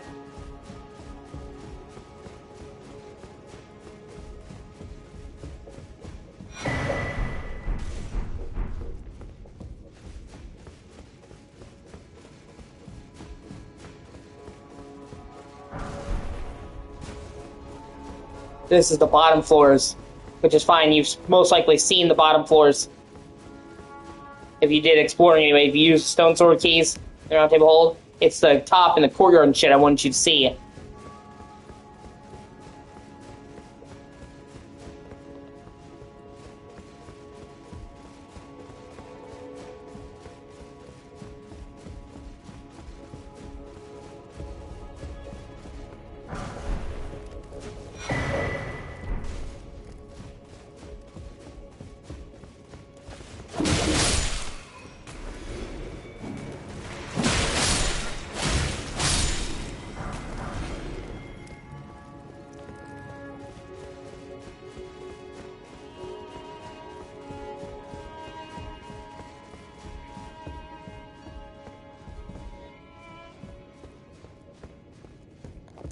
There's supposed to be...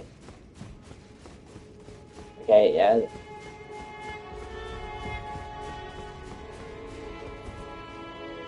You couldn't go here in the original round table hold. Yeah, it is. But see, Alex? There's this giant courtyard here.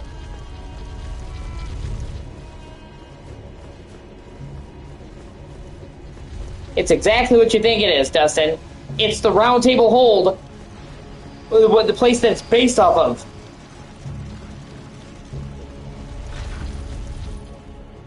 But, hold on.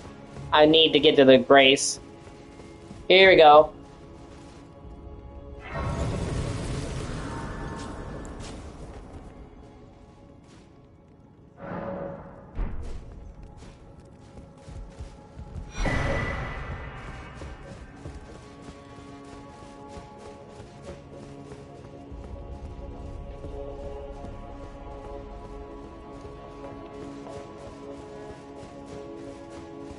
Yeah, but not only is it the place that the round table holds based off of in real life, but it has areas that aren't in the hub.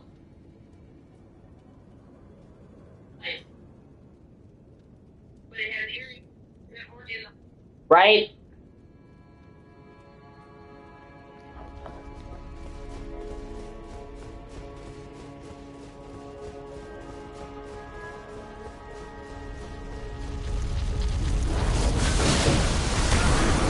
Ah, fuck these guys.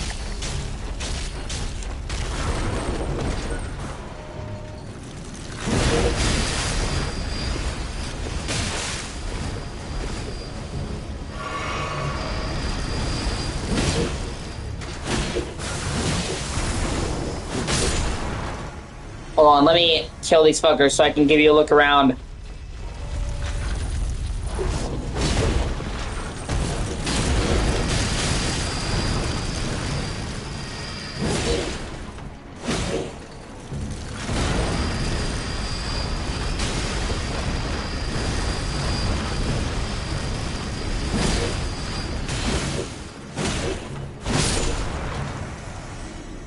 But see,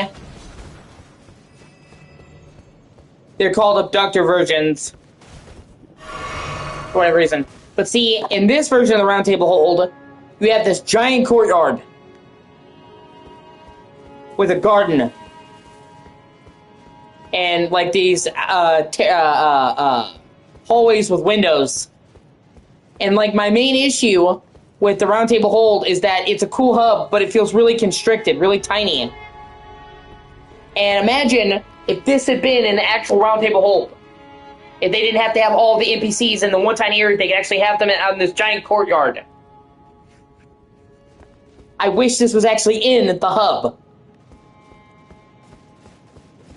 You have this massive fucking, courtyard with a garden,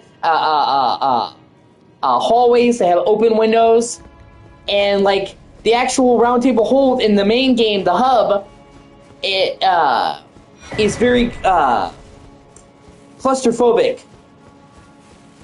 It would have felt so much better if they had had this courtyard here, where you could actually come outside and get a breath of fresh air, and they could have more NPCs without having to cluster them in such a small area.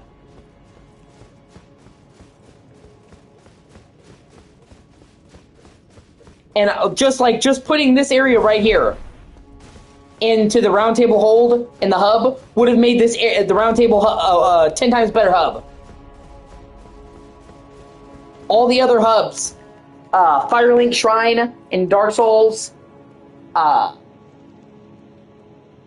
Majula, Firelink Shrine in Dark Souls 3, all the other hubs, man, have like outdoor areas you want around. Even the Hunter's Dream is tiny, but it lets you walk around outside instead of just being the building.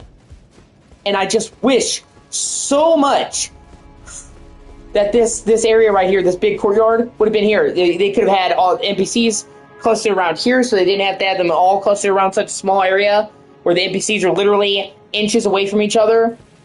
They could have had a sparring thing here. I wish this was in the regular hub. And when I was first surprised, I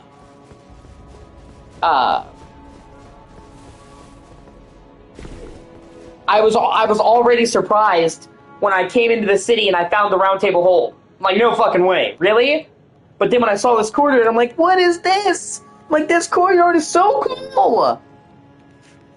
Why is this not in the thing? And then you see the statues, and of course, obviously in the Round Table Hold in the hub, they probably would have been torn up. So, like, this could have been a really pretty garden for the hub. And I've always had a dream, it's probably never going to happen, but I've had a dream of making a mod to add these areas back into the hub. In the Round Table. Because, I mean, the data's already there, it's just switching it over, and then moving NPCs out into the gardens. And incorporate that into the base game. And I've always wondered why nobody else has thought of that. Because this is not a secret. A lot of people know about the hub, and I'm sure tons and tons of people have seen the courtyard. And I can't be the only one who thought, man, this should be in the actual hub itself. And then you have this elevator that takes you up. So there's an entire veranda in this hub. And like, man, I'm like, if this had been in the actual hub you go to, that would have been so much cooler. I actually would have ranked the hub in this game much higher if that had been the case. Because I like the hub in Elden Ring, don't get me wrong. But it's not fucking Majula. That's the problem. And it even connects to the outside of the city.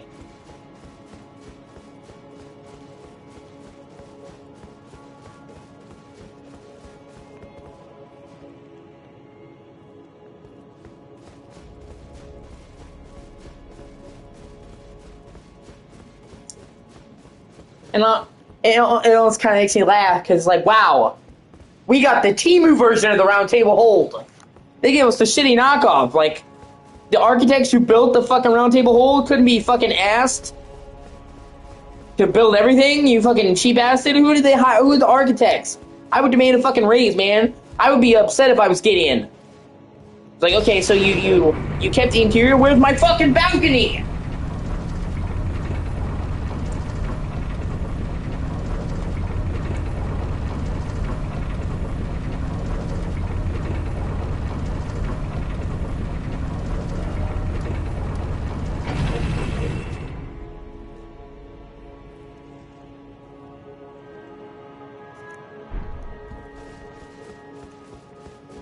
And then there's even more to it. There's a second floor. That's not the second floor, that's the exit. And I'm trying to find it. It's even a second side of grace. Let me look. You have to get to it from a different way.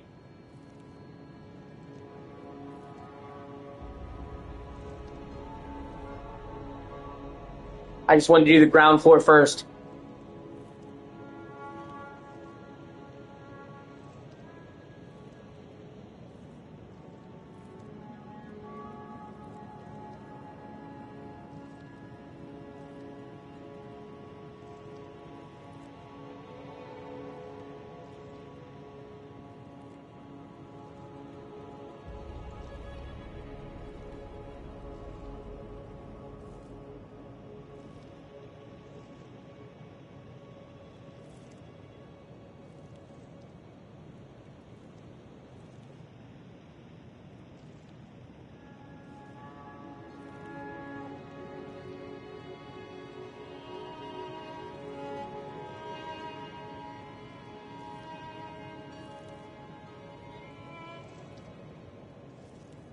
On, there's a guide to get to it. I want to get, there's another side of grace here, and I'm trying to get everything.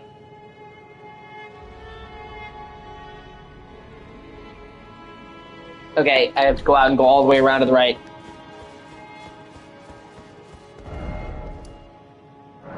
However, first, what I'm going to do, I'm going to go and rest at the checkpoint. And then I'm going to pass time, because it's almost nighttime, and this area is way cooler in the morning. It loses a lot of that luster at nighttime.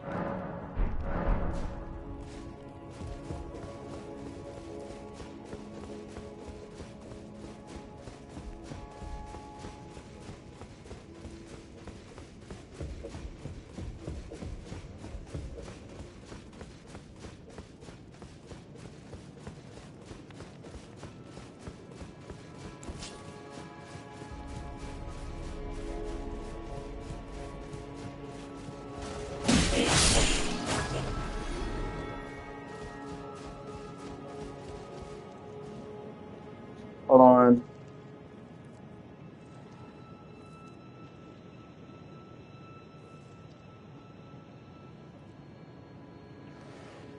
Ah, there it is, right there.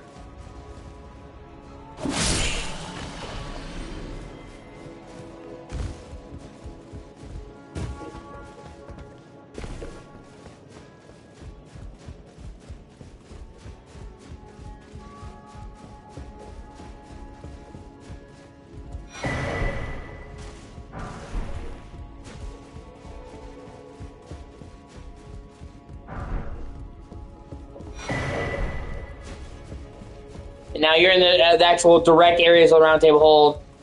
And if you're anything like me, I'm just like, oh my god, that's so cool! Like, when I actually was fangirling when I saw this. I was like, oh shit, it's the round table, bro!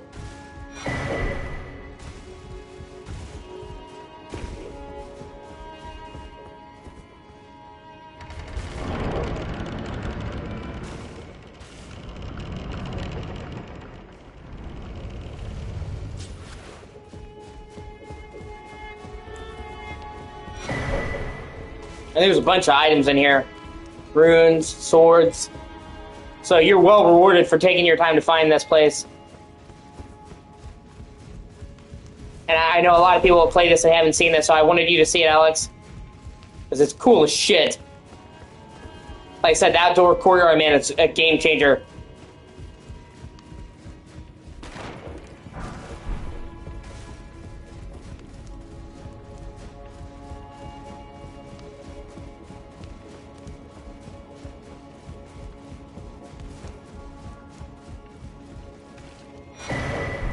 Yeah, there's a seabed curse for fucking Dung Eater. Not that I'm gonna give him it.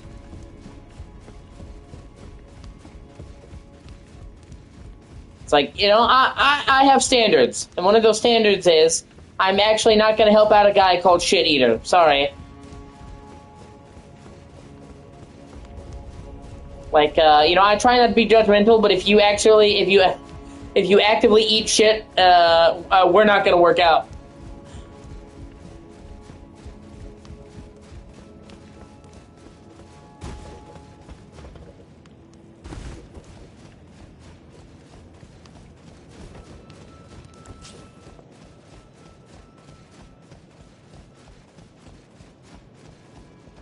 I wanna, shit. Okay, let me go up here and kill these fuckers first.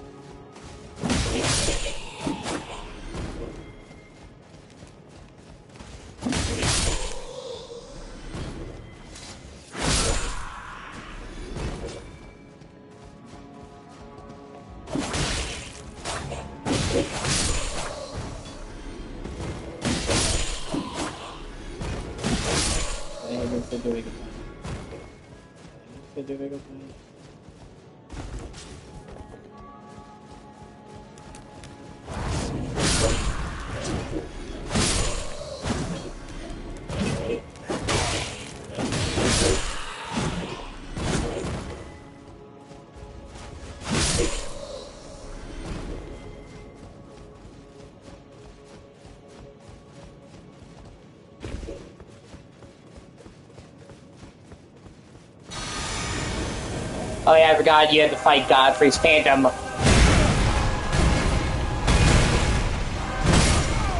Or you don't die. Also, that's a suitable alternative.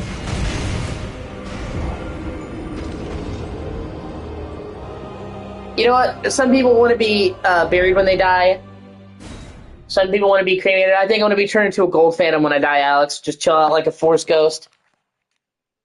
Scare little kids.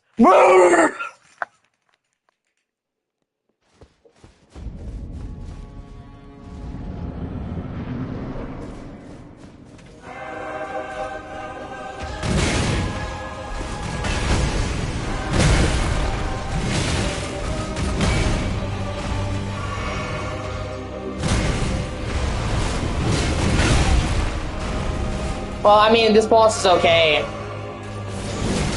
But I mean, I actually like the actual main boss a lot better than the Phantom.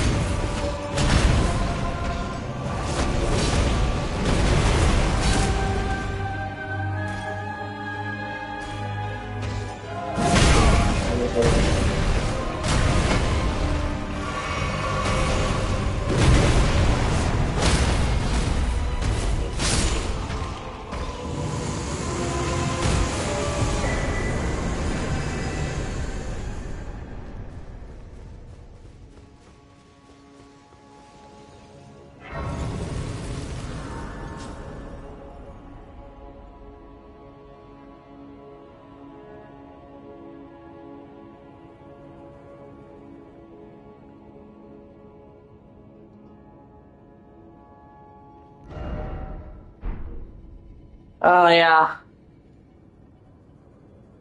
I love how he hides himself. His name is Margot, but he hides himself in a disguise of Market. Yeah. Super great.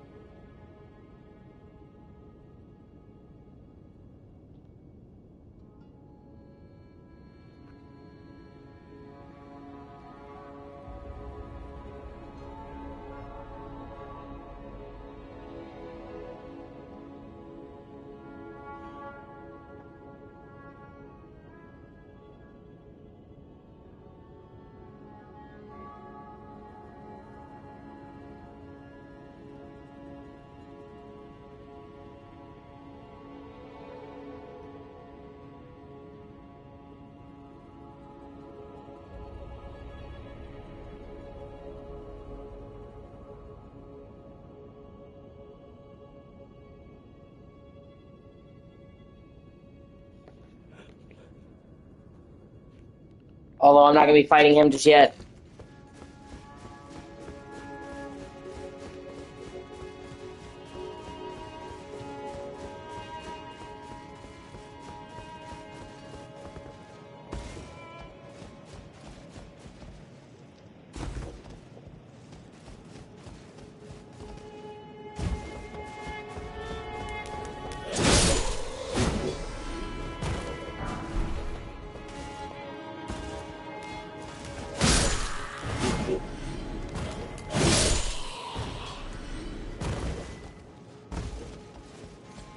It's kind of funny, because half of the boss battles in the Soul series, Alex, is a guy coming up to you and saying, I'm that guy, and then you're basically going, trust me, buddy, you're not that guy, and beating their ass.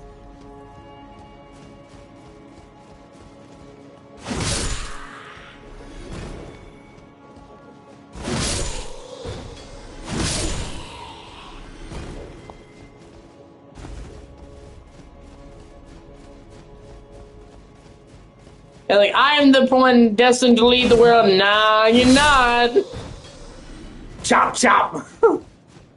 It's also funny because everything in this game gets started because of the failure of the marriage. Like, Elden Ring actually, in the lore, has a message that you should marry somebody the right way. Believe it or not, okay? So, Marika, her first husband was Godfrey, the first lord, as you know. Okay? Well, the thing about Godfrey is, he was Ryalu. He was a chieftain. And he was wild. He had the animal, he fought with his bare hands. And that's how he earned her favor. But that wasn't dignified enough for Marika, being a god. So she had him change his name to Godfrey and adopt civilized tactics. But because that's not who he was, at heart he was this wild fucking tribal warrior, he gradually lost his will to live. And she noticed that the glimmer in his eyes was fading, and he became the first Tarnished because his spirit diminished. He's the lord of all the Tarnished. So she sent him away and told him, you go to other lands and you come back. And then all of his descendants became the Tarnished that came back. Okay? So not only did she cause the problem of the Tarnished by not just accepting her husband for who he was, trying to change him, which is such typical female behavior, I don't even want to, whatever. But then her second husband, Radagon, is what threw all this shit into motion. Because Radagon was with Rinola, and Radagon left Rinola, I guess because he was trying to, I don't think it was because he didn't love her, but he was trying to secure power for his family. And then that caused the Civil War of the Gods. It caused resentment between Rini, who's Radagon's daughter, and the others, because they looked down on his former family, even though technically they were raised to godhood. They looked down on his former family.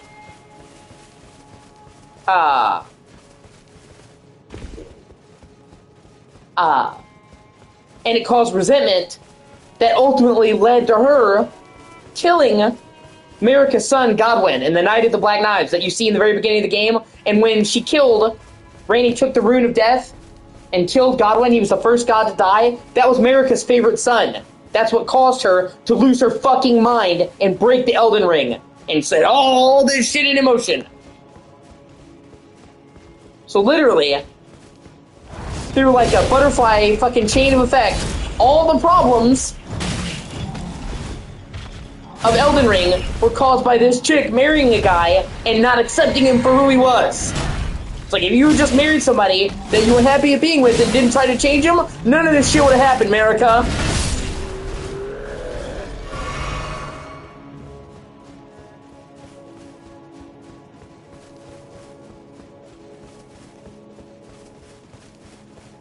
It is an actual, like, big problem with females. What is the matter? Please, I implore you, continue. Continue your reflections, your rhythms. I must be the one to record them. What matters this issue of Radigan, really? The Erd Tree, heart of the Golden Order, lies before our very eyes. Why must these qualms come to you now? We were on the very cusp. Oh, was that you? Sorry, I hardly noticed. I'm a little shaken since the Master ceased his movements. That is a work of heresy. Its incantations bear no lineage from the Erd Tree. Very well. I'll take it off your hands. I cannot afford to maintain my innocence any longer. I must dirty my hands to test my faith, even if it offers only the most meager of hints. I will do whatever I can to help my master. The master's reflections had heightened as we neared the Erd Tree.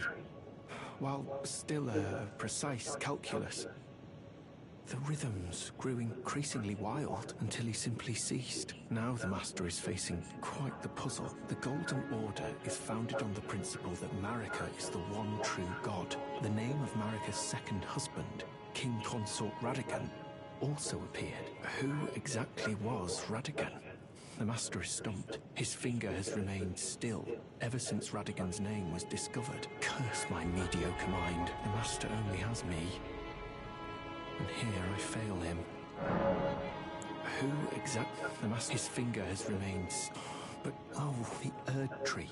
Oh, why must these? We were on the very. Okay. I'm sorry. Let me.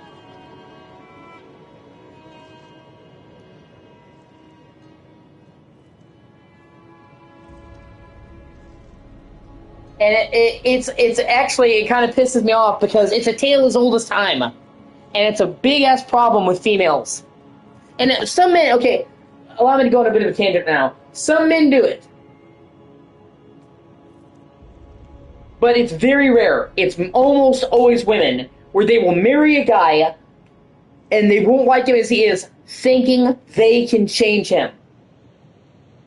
And it almost never in the history of ever has gone well. Behind almost every fucking failed marriage is a chick thinking, I can fix him. It has happened so many times. I personally have seen it so many times. From my friends, I've been in relationships with women who thought that, well, I didn't like this about you, but I thought you would change when we got together. Bitch, why? Well, I'm getting pussy now, so, I've got to be a completely different person. I don't know why I never saw this before. No! Doesn't fucking work like that. Or even worse, they'll sit there and they'll think, they'll say they like you, they'll say they're down for it, and then they won't. Like, it's something that causes people in the army, and people who are cops, namely, to lose their marriages. It is like the main thing that causes police officers to divorce. Their wives will marry them typically when they're police officers or when they're going to become a police officer, because most dudes know they're going to be a police officer very early. The type of people that are called a police officer know very early. And these women will say, I know what it's like being a cop. I know it's long hours. I know it's this pay. I know it's that. I accept it. Then they'll get 4 or 5 years down the line, and suddenly, he's never home. He's always busy. Damn that job. And it's like, bro, you fucking knew what you signed on for. And that is like the main thing that frustrates me, where it's like, literally, chicks, like, you tell chicks, okay, hey, look, this is me. This is who I am. And if you're like me, you're incredibly honest about it. I am a no bullshit, no games, no manipulation kind of guy. You can tell me you think I'm an asshole. You can tell me I'm a jerk. You can tell me I don't really like me. You can say I'm weird. You can say I'm insensitive. There's a lot of things that you can say about me. And I'm sure a lot of them are not good. I'm a human being. But you can never say that I'm fucking full of bullshit. Or pretense. I don't play games. I don't manipulate. I don't try to, like, ooh, look over here and deceive you. I'm incredibly honest. This is me. And if you like it, cool. If you don't, also cool. Fuck off. So I literally had several relationships end because I'll tell a chick, okay, bop, bop, bop, bop, bop, this is me, this is who I am. Oh, I'm okay with that. I want to be with you. And then we get into a relationship and they're like, I can't believe you're like this. I'm like, what the fuck do you mean? I told you I was like this. You think I was joshing you? I was pulling your fucking leg?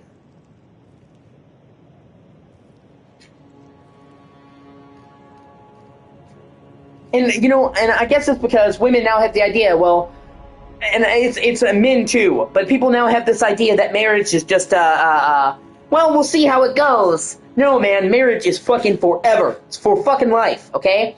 Now, I'm not saying divorce. I'm not saying I don't believe in divorce, okay? But I'm saying divorce should be the fucking last outcome.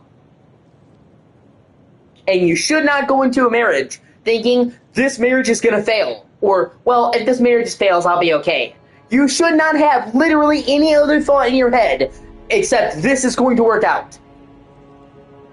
Okay? Because if you're going into the marriage and you're not thinking, we're in this forever, we're in this until one of us is in the fucking ground, you're not doing it right. And that's why I'm 30 and I've never been married.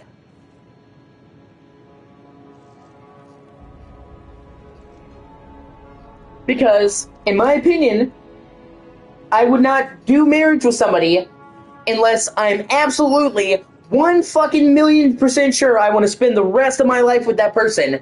And for me, it's not, well, if this doesn't work out, I'll be okay. There is no, this isn't going to work out. If I marry a woman, it will be because I am certain with every fiber of my fucking being that it's going to work out. Like, we're in this till the end, baby. And if I don't have 1,000% confidence that me and this chick are going to beat it till the end, and she's going to be in it with me till the end, because it's not just me, I can be in it, but I can tell, you know, sometimes I've had women where I would marry them, but I could tell they wouldn't be down for it, or they wouldn't be in it to win it with me. It's not going to work. So many people go into these marriages with a fucking exit strategy. Well, if it doesn't work out, if you're thinking about an exit strategy before you even get married, you have already fucking failed. I believe in the nuclear family, baby.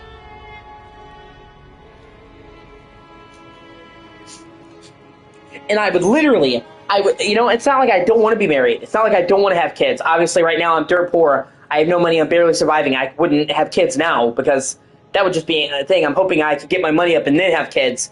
You know, like, I know there's a saying that you never have enough money to have kids, but there's a difference between not having enough money and having no money. Got no money right now. So me having a kid would just be condemning that kid to abject poverty, and I'm not going to do that, okay? I need a solid foundation in my life before I have a kid. It's not that I don't want kids. I do. I would like to have at least 2 kids. I just want to make sure that I'm not fucking barely getting by and we're surviving, we're eating out of the trash. And thankfully, the benefit of being a man is pretty much men are fertile their entire life, not counting accidents, shit happening, which I'm not going to because I'm superstitious. But most men are fertile their whole life. It's not like women where you get to 40 and you're done. Dudes are like 90 and having kids. So men have a lot more time to have kids. They can have a kid later in life where a woman can't. So that is one benefit in my corner. And like there's some like degradation in sperm quality, but for the most part, a guy can be 90 and have a perfectly, 9 times out of 10, a dude at 90 can have a perfectly healthy son or daughter that has no issues. It's not like women where they get to 40, 45 and there starts to be real complications. So I have more time in that regard.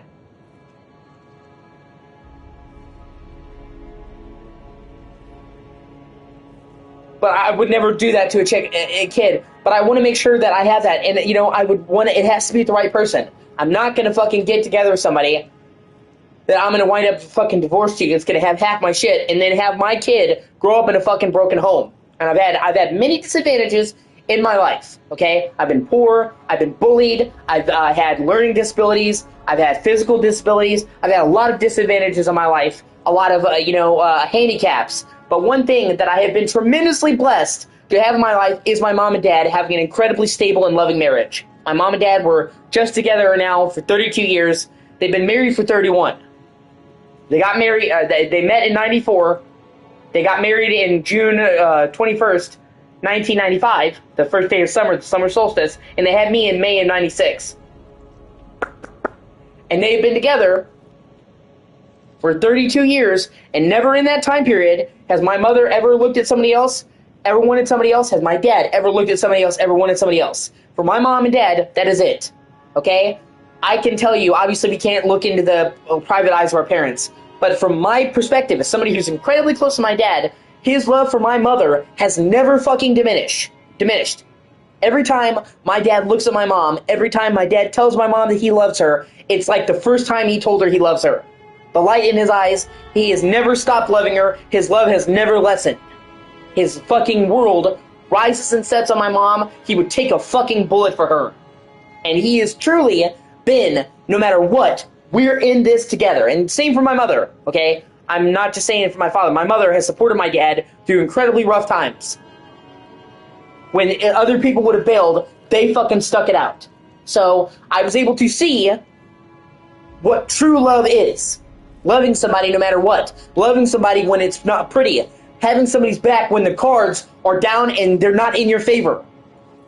No matter what. No matter all the hardships we've been through. We almost went homeless. We barely survived. They were never, ever anything but together. My parents have been fucking thick as thieves. And like I said, my mother looks at my father and she gives my dad a kiss, you know, on the forehead or something. And it's like the first time that she ever gave him a kiss. And I can't describe it to you, but you can see in my mom's eyes and my dad's eyes when I'm around them or at their anniversary that the love that they had over all these years has never even diminished. They have a love that most people could only dream of. And I'm tremendously blessed to be able to witness that because it gives me a solid foundation for my relationships. A lot of these people get into bad relationships because they think that they know what love is and they've never seen real love. I have seen real love. I know what it looks like. So maybe I haven't found the true love, the person I'm going to spend the rest of my life with, but I'll fucking know it when I see it. And a lot of women, a lot of dudes won't. Because they don't have an example. Their parents weren't together. Their parents are already divorced. They've got 5 baby daddies. But with my mom and my dad, there was nobody else. They were committed. If nothing else in my life, that was a constant I had to fall back on. My mom and dad being together. When everything else in my life was in disarray, I could count that my parents were together. And a lot of people can't. A lot of people were prone to very nasty divorces, splitting, other fucking marriages coming in, kids from other things where it's like we're half related, and all that shit.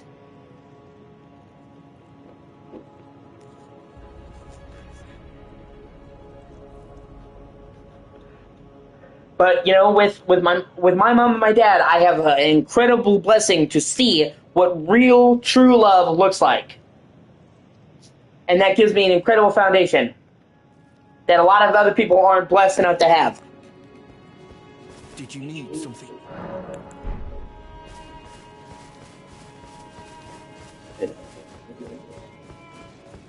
It also shows you where, my sister just totally got all fucking twisted. She's had 2 marriages, and both of them are not what I call great. She got married at 19 to her high school sweetheart, and like my parents told her, I cannot tell you how many times my parents told her, don't marry your first major relationship, okay? You marry when you're kids. Sometimes you're gonna get lucky and it'll work out. You'll both grow together. But you change so much from the time you're a kid, dude, that you should marry somebody you meet when you're a fucking adult. You know, because we change throughout our whole lives, but we get to a point where we're settled. We're kind of who we are. And if you meet somebody when you're 14, you're 15, man, oh my dude, just by the time you're 18, you're not even the same person anymore. The change that you go through. And so, like, my sister got married at 19, man, to the dude that she met when she was 15. And it lasted like 2 years, and it was this incredibly messy fucking divorce. Which I'm not trying to air out her dirty laundry, although I have no loyalty to her. She's talked shit about me to just about anyone who will listen. So I feel justified talking about this shit that I was personally privy to. Normally I wouldn't air out dirty laundry, but I'm not giving specific names of the husband and the shit, for one, and for two, she's literally aired out and told people that. I have personally been told about my sister shit-talking me from other people. So if she can run her fucking mouth to other people about me, I can talk about shit occasionally. Like how often you hear me talk about my sister. And in the context of this conversation, it's relevant. So I don't consider what I'm doing backhanded or anything like that. Nothing she hasn't done. And I'm still not giving out specific names. And it's relevant to the conversation rather than me just trying to dish. But she got married at an incredibly young age, and it went so badly, and I was dragged into it. It was so unpleasant for me. She had our fucking mom and dad jump in a relationship and basically play couch therapist. And that made me say, okay, we were all privy to it, okay, and I was dragged into it. And I'm like, first of all, I'm never going to involve anybody else in my marriage. Dude, I was so miserable being dragged in my sister's relationship. I'm like, what the fuck does this have to do with me? But secondly, you know that I'm like, okay, not that I was ever gonna, but it especially made me damn sure never involve my fucking family in my relationships. I mean, I was never like one of those guys who's like, oh yeah, we should. This is a good idea. But it made especially sure where it's like literally I hardly talk about my relationship to my mother and father. I'd be like, oh yeah, I'm dating somebody. And it might be months before they even learn their name because I don't really even bring my significant other up to my mom until I'm certain. And then I don't involve my mother in my relationship. I love my mother. I talk to my mother about most things. But when it comes to my relationship, I don't really involve her at all, almost ever. Or my dad. I keep that shit private. And I mean, you can attest, Alex. We've been friends now for over 3 years. You've seen all my relationships. I've mentioned a couple of things, but you don't see me talking to you about my relationships a whole lot, do you? And not about, like, personal things. I'll talk about general stuff like, oh, me and Sammy did this activity. Not, like, giving you personal details on me and her relationship. And that was the chick I was gonna marry. I loved her. I still do, but whatever. Even then, I still didn't like, oh yeah, let me spill the tea and give you all the details of my relationship. I kept most of that shit private, and I think that's how it should be. Because I've seen how messy it can be when you involve people in your personal affairs. And then my sister she took the wrong example from my parents' relationship. My dad would do anything for my mother. He dotes on my mother, okay? Partially because he loves her, and partially because she's fucking disabled, so she needs the help. Alright? I help my mother too. She's disabled. If you love somebody and they need help, you help them. Or you don't really love them.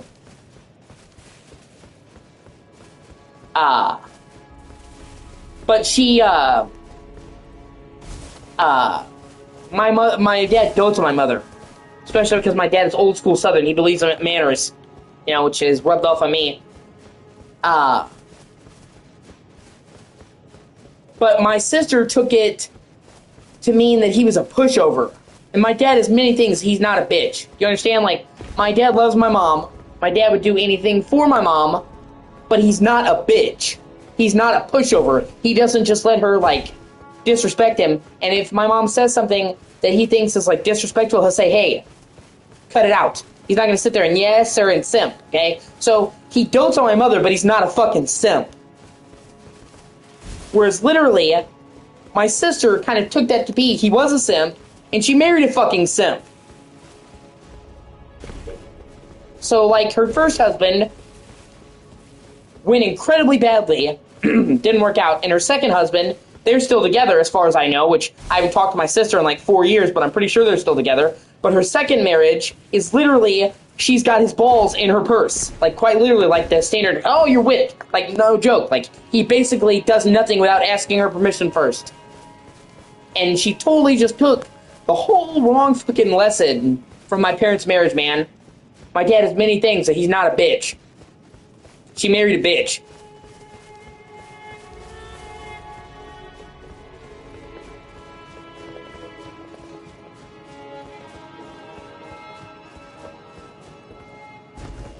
Like, even little things, Alex. Like, things that I can't even, It's not even the major things that I saw in their relationship, because I was around my sister and her second husband before they got married for like a year or two. She lived with us. It was the last time she lived with us, and then she fucked off, and then they got married. I wasn't invited. I would have gone anyway. But I saw it. He would literally look at her to see how to act. Like, my dad would tell a joke, or I would tell a joke, because Nimi was living with us at the time, and even if Nimi didn't like me, she knew she had to respect me under one household. Same with me. I was going to call shit with Nimi in the household. Even if we had issues, we kept it, when we were living under the same roof. That was the last time. She had her first marriage fell apart, and so she got kicked out of her house and came to live with us, which that just goes to show you, when my mom needed her, she was there and picked Nimi up when Nimi had nowhere to go. I'm sorry. When my sister needed my mother and had no place to live, she invited her back. Nimi had not lived with us in 2 years. And her marriage was fucked up and she got kicked out. And we took her in right then and there. But when my mother needed her, she couldn't help her. Like I said, one time, I believe I've told the story before, I needed to go and get medicine. Or my mom needed her medicine and my sister was driving that way. She worked in that direction. And the pharmacy to get the medicine was right there. Like, here's Nimi, here's the path, and then literally right over here, off to the side. You drove right by it. Like, literally, you could throw a rock out the window of your car and hit it. So my mom needed this medicine, and this is not medicine that she couldn't take. This is medicine she could die without. She needed the medicine, and she had the money to pay for it. But our car was having issues. Nimi had a car. She was driving. So my mom went to my sister and said, hey, can you get my medicine? It's right on your way. I need this medicine. I need it. I'll pay you to get the medicine. I have the money. And it was on her way. No, I can't. I'm busy. I had to walk 5 fucking miles to get that medicine. I did. I walked 5 miles. 2.5 miles one way, 2.5 miles back to get her fucking medicine. Because I actually cared about my mother.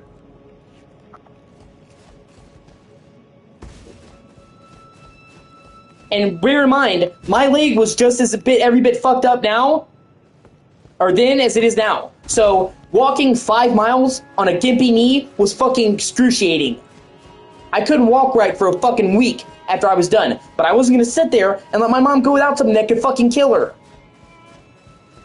And meanwhile, all she had to do, Nimi had the fucking car, Nimi had the money, Nimi didn't have a leg issue, and it was on the fucking way and couldn't do that, and wouldn't lift a finger to help her fucking mother, who took her in when she had nowhere else to go. And if you want to know why I have a twin sister that I don't talk to, that's why. I could give you 1,000 other reasons, but that tails perfectly. Our mother, who did nothing but help Nimi, who took her in the instant she was homeless, Nimi wasn't even on the streets for one day, needed help. And my sister wouldn't help her even when it was something that would save my mom's life, and it was on her fucking way and she had the money. It would have taken her 5 fucking minutes to do it, and she wouldn't do it, knowing that not doing it, my mother could have died. That is the level of apathy that she had for anyone that's not her. That is the problem with my sister. I want to go on record here and say I don't hate my sister. I wish her all the happiness in the world. You may think that I'm coming off negative and bitter. I'm just telling you the truth of what happened. I wish her well. I just wish her well away from me because she literally only cares about herself. I do not have time for somebody that only cares about themselves in my life. I care about my mother. I care about my father. I care about my friends. I care about you, Alex. I care about Dustin. I care about all the people that are good to me, and I make time for them. My father cares about me, cares about my mother. My mother cares about my father, cares about me. Cared about Nimi before whatever, both of them did. So, for the rest of my family, we go out of our way to help each other. We're thinking about the other person. We're not just in it for ourselves. It's not like everybody in my family is like, ooh, what can I get for me? We're all doing it together. My mom went to the doctor today, and I had to, not only had to have Soka for like 2 hours, hold her, watch her, I had to lift her wheelchair up a big-ass flight of stairs, carry her all the way to the driveway, then carry the wheelchair back. So I had to go up like 3 flights of stairs, up and down 3 flights of stairs, lifting a giant wheelchair, and then pushing my mom. Why did I do that? Because I love my mother, and she needed to go to the doctor. Mimi would have just said, oh, I'm busy. Wheel yourself, Mom. I know you can't do it, but fuck you. That's what I'm saying. And that's how she was for everything. If it didn't personally concern my sister, she did not care.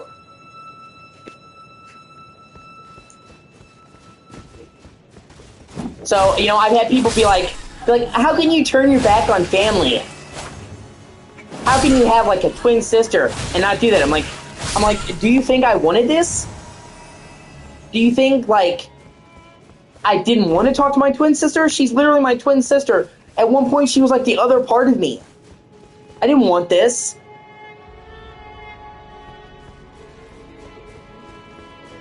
I didn't want to not talk to my sister. When me and my sister were growing up, Alex, we were as close as two people could be. We literally finished each other's sentences. You know, the whole twin empathy? We had fucking literal twin empathy.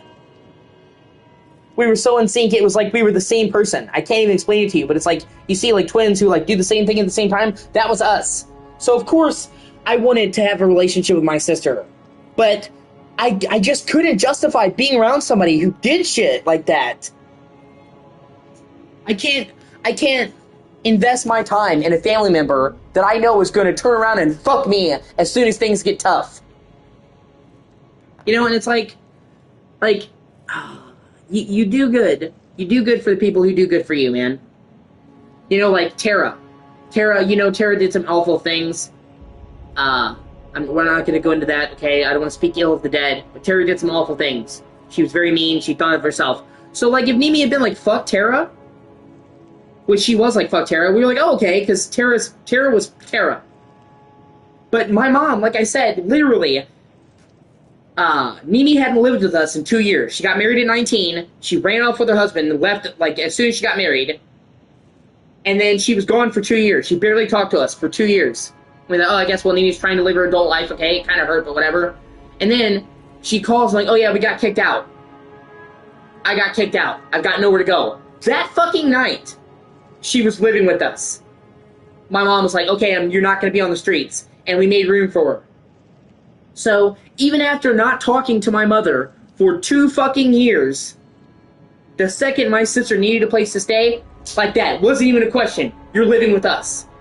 That's the loyalty that my mother had for my sister. And then when my mother needed my sister, she couldn't even go 5 minutes out of her way to get my mom's medicine. Heinous. Heinous fucking behavior, man. Unforgivable. And I'm sure you understand that being as close to your mother as you are. I know you are, Alex. And, you know, you don't always get along with your mother, but you love your mother. And I'm certain if your mom... I gotta let my cat in. If your mom needed medicine to fucking live, you get the fucking medicine, right?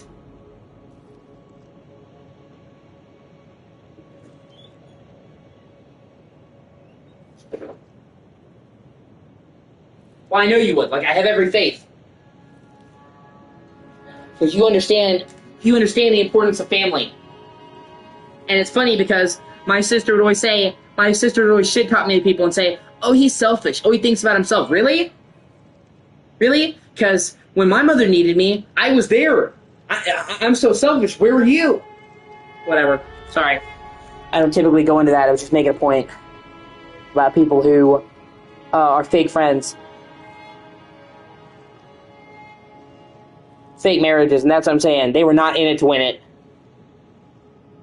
I don't went on a tangent. I'm just trying to explain. I would literally rather be alone for the rest of my life and never marry than marry somebody like my sister that's literally either not going to be there when I need her or treat me like shit. I'm not saying I would marry my sister. I'm saying marry somebody like her. Because she's the classic example of a fair weather wife where as soon as things go wrong, fuck you. And I'm saying I've personally seen it.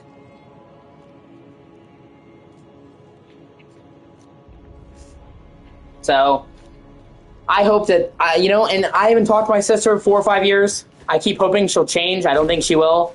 Because, she wasn't always like that. I want to say, she used to be a good person.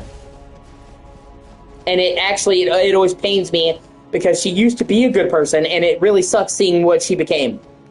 She used to care about other people. I don't know what happened. Somewhere along the way, something in my sister changed.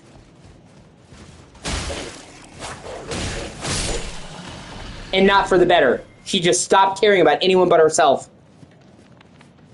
And I always keep having hope that one day the old Mimi will come back, and she'll wake up, and she'll care about other people again. Because if she changed, I would welcome her back with open arms. People make mistakes. I don't think that, it's something that you could never come back from this. I think she could, but she won't. You know what I'm saying? Like, if you actually change, okay, but there has to be change. And she's just doing, from what I've seen, she's done the same shit. So, I honestly cannot remember the last time I talked to my sister. 2020? 2019? So, like, literally, 6 or 7 years since I've had an actual conversation with her. And this was literally my twin sister, who was, the other part of me. And, like I said, I had people say, but it's your twin sister, man. You can't just cut her out of your life. Yeah, she's gonna be selfish twat. I absolutely can. Okay, I believe in family, and I believe in helping each other. Being family does not give you a get-out-of-jail-free card to be a shitty person and piss all over the family. Sorry. Yeah, who's a good kid? You. You're the most dependable female I know. Yeah. You always had my back, no matter what. No matter if I was hungry, no matter if I was sick, if I wasn't well. No matter what, I could always count on my kitty. Yeah, you're a quality girl. You're my girl. Even if I didn't have any other girls, man, I know I've got you, Echo. Love you. I mean that too. This cat's super loyal to me. Like I said, a couple years ago, I had a dental abscess that nearly killed me. My face swelled up to, it was I think it was 2022, so it was right before I met you, Alex. I had a dental abscess here, and it caused my whole face to swell up. I think I have pictures. My face was twice the size it should have been. It could have killed me. I'm knock on wood. Thankfully, I was able to cut open the abscess, and it drained, and I was okay. I mean, I wouldn't say okay. Obviously, the tooth was still plugged, but I was able to get past the danger and drain it. The immediate, life-threatening danger. But, when an abscess pops, it can either pop out, and you're okay, because you drain the poison, or it can pop in and go into your bloodstream, and that's where you can die, because it poisons your blood. So anytime you have an abscess like that, there's always a risk that you could die. Usually, if you're healthy, you can overcome it, but still, there's always that chance, which I'm not going wood. But, so, I had my face swollen, I had one of the worst toothaches I've ever had, and I was seriously thinking, that something could happen to me and I could die. And I was scared shitless, and I'd already gone to the doctor, and they basically said, well, take some antibiotics you can't afford and hope that it drains. I basically went to the ER, and they told me, just pray for it to pop and see what happens. Because I've had abscesses before, and I've even had abscesses since we've been friends, because my teeth are not the best, honestly. I'm trying to get them fixed, but it's a whole thing. The dental insurance in this country sucks anyway, and it's really bad when you have Medicare. When you I have Obamacare, nobody wants to take you. I would call dentists, and they would be like, oh yeah, there would be a couple of dentists in the province that would take my insurance, and they would all be booked till next year. And it wouldn't be like, well, we can have a slot for you next year, and we'll put your name in the books. It'd call again in a year and hope that we're free, and we probably won't be. So I would have to literally sit there calling 24/7 for a dentist. So I've been trying to get my teeth fixed for years. I'm conscious, but because I haven't gotten my teeth fixed, they're bad. And I've had several teeth get abscesses. And I've had people say, why don't you go to the doctor? Because I literally went to the doctor with my face swollen out to here, where my eye was half shut. I was like Popeye, and they're like, oh yeah, here's some antibiotics, take this and hope for it to pop. Hopefully you won't die. It'll pop out and pop in. So they basically did nothing, and the antibiotics were $200. I couldn't afford them. So I literally, the only thing that happened for me going to the ER when I had the abscess was basically them wasting my time and giving me a hospital bill. That's why people are like, go to the hospital. I'm like, no, dude, because I've tried that. It hasn't changed. But just pointing out that I'm not stupid. If I thought going to the hospital would help, I would help. It's not like I'm afraid to go. It's just literally my face was swelled out to here, and all they did was waste my time. and sent me a bill.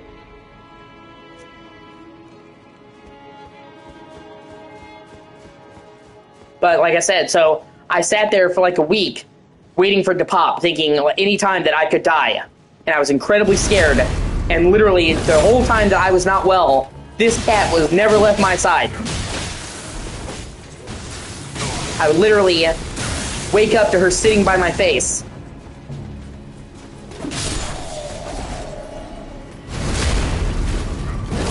Because she knew my face was fucked up. So I'd wake up and she would come by me while I was sick. I would sit there on a pillow because I was so miserable with the toothache that I didn't want to move. And I would have my face buried in the pillow and she'd come and lick my head.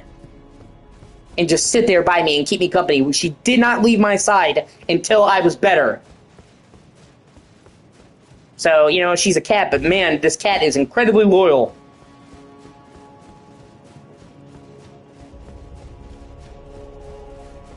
And one of the same thing happened to her, dude. When she hurt her leg and she couldn't walk, I literally carried this cat around and I hand fed her.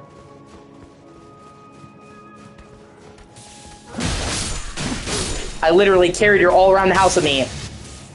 Well, I mean, you were there for me saying the cat was injured, but you obviously didn't see that. But literally, I'd be like, "Oh, hey, are you thirsty, Echo?" And I would literally carry her to a water bowl. Then I'd carry her back around in my house. So I basically sat there for like a week, carrying her everywhere she needed to go. And so, you know, I wasn't like, oh, she's hurt. I looked after my cat, and she looked after me. So, yeah, sorry about going on a rant about stuff. I just get off topic sometimes.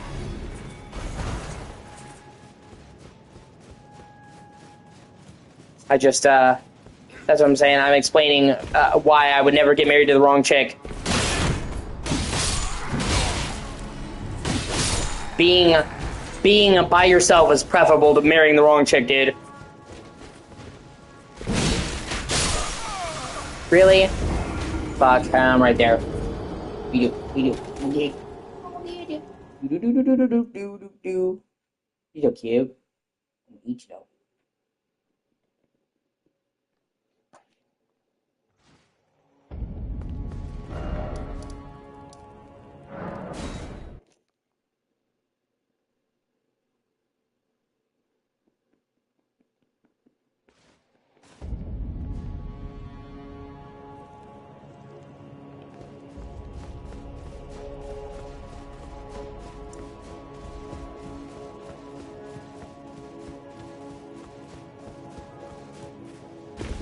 And, you know, the last, allow me to pontificate a little bit more.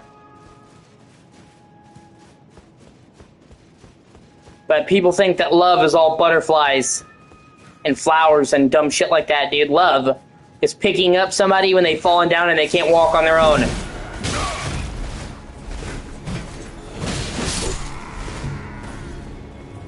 So, it's a very known quote, but there's a parable. There's a Christian story that's come back in like the last 20 years where a guy is looking on the beach of his life. He's looking back over the course of his life represented in a beach. And he sees a bunch of footprints, and at a bunch of places throughout he sees 2 footprints. And he says, "God, what is that?"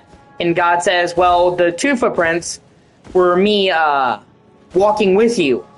And so the guy looked over the course of his life and he said, "Well, God, for the overwhelming majority of my life, there's only 1 set of footprints. So you weren't there?" And he said, "No, the times when there was 1 footprints is when I was carrying you." He was always there. And, you know, that's great for the Bible and all that. That's a good way to view God. But it's also a great way to view love. Love is carrying somebody when they can't walk. And I'm constantly inundated with people talking about love who don't know the first thing about love.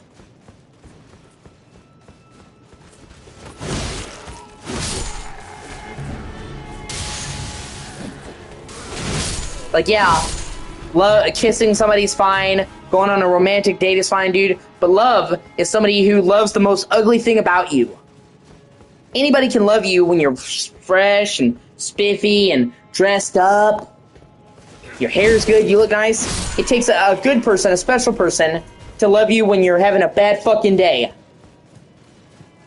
When you look like shit. When you feel like shit. Anybody can love you on your best day, okay? But somebody can't say they really love you until they love you at your worst.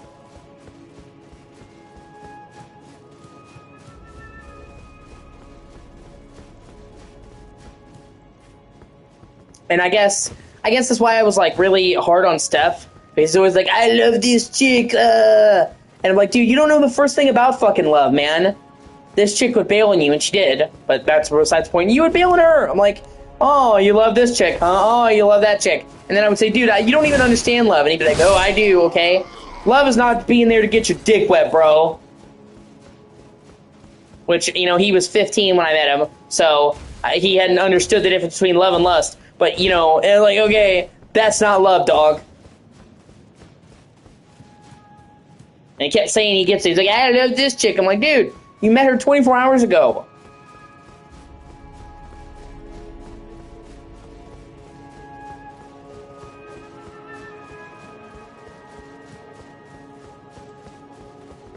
And I mean, lust is a powerful thing, dude.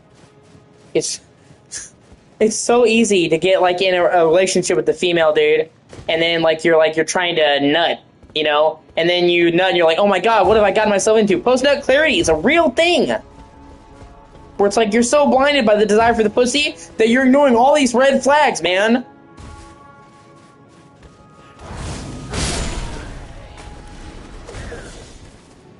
And then suddenly, you know, you drain your balls and you're like, oh my god, I have made a grave mistake. Oh fuck. This bitch is crazy.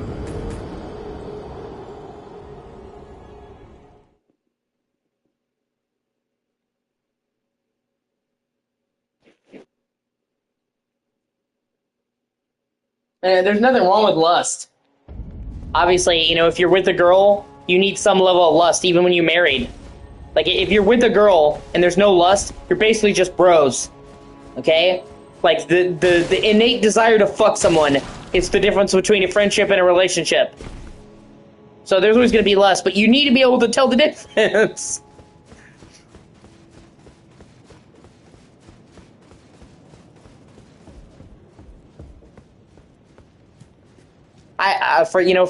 For Steph's sake, I really hope he reevaluates his approach to dating, dude. My, like, biggest fear for Steph, dude, is he's gonna get older, and he's still gonna keep dating honeys. Because it's like, right now, it's like, okay, you're 15, you're 16. Well, yeah, I was 16 when we stopped talking. It's like, okay, you can learn, dude, if you're fucking 20, 25, and you're still dating honeys, you're beyond saving. And then it looked like Max was dating honeys. I told you, I was snooping around on his profile, dude. He was like talking to this crazy chick, and posting just like Steph would post. And it's like, not you too, Max. They got you. No. It's funny because he always used to make fun of Alex, or not Alex. I'm sorry. Max always used to make fun of Steph. Only to basically date Honey 2.0 Electric Boogaloo.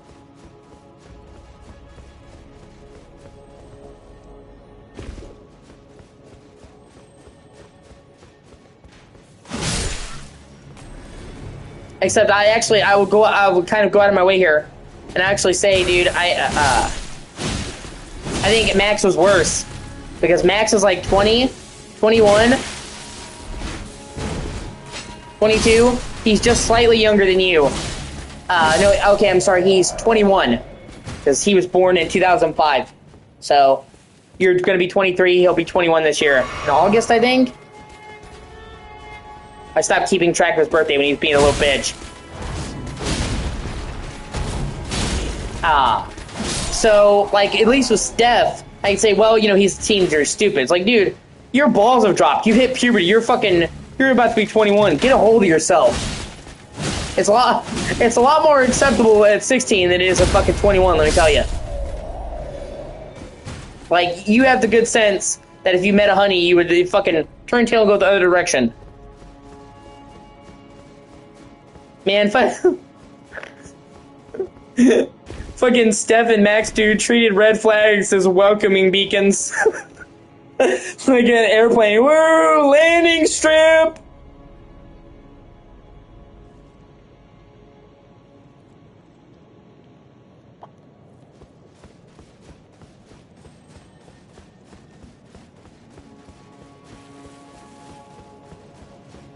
I swear it got so bad with Steph, man, that if he was talking to a girl and he heard she had daddy issues, he Steph got with Steph it got so bad that I swear if he heard chick had daddy issues, he'd get a boner. Oh, mental trauma. Holy shit, I'm hard.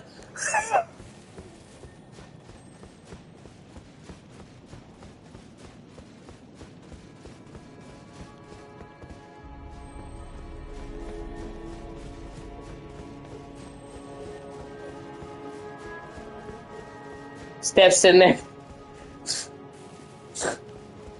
there listening to a girl talk about how her dad abandoned her, and he's getting hard all the way to the tip. Thank you. I don't know if you've been present the whole time, Dustin, or if you just joined now.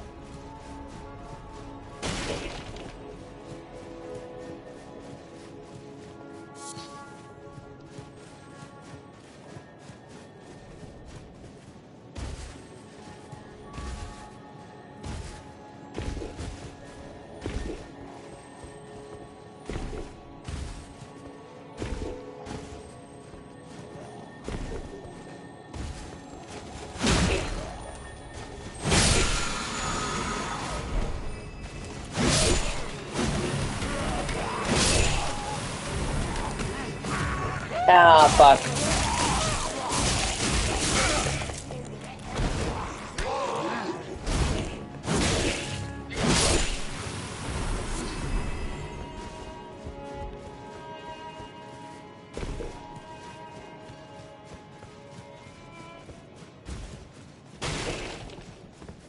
I'll tell you who I think is an underrated comedian. Hold on.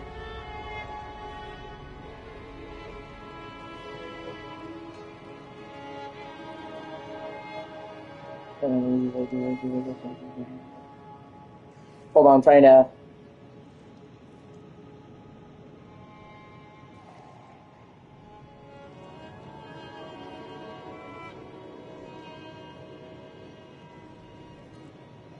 I'm looking at this. I'm trying to see this guy's name because he's a funny comedian. Shane Gillis. I don't know if you've ever seen Shane Gillis' shit, Alex, but he's fucking hilarious, and I think you'd love him.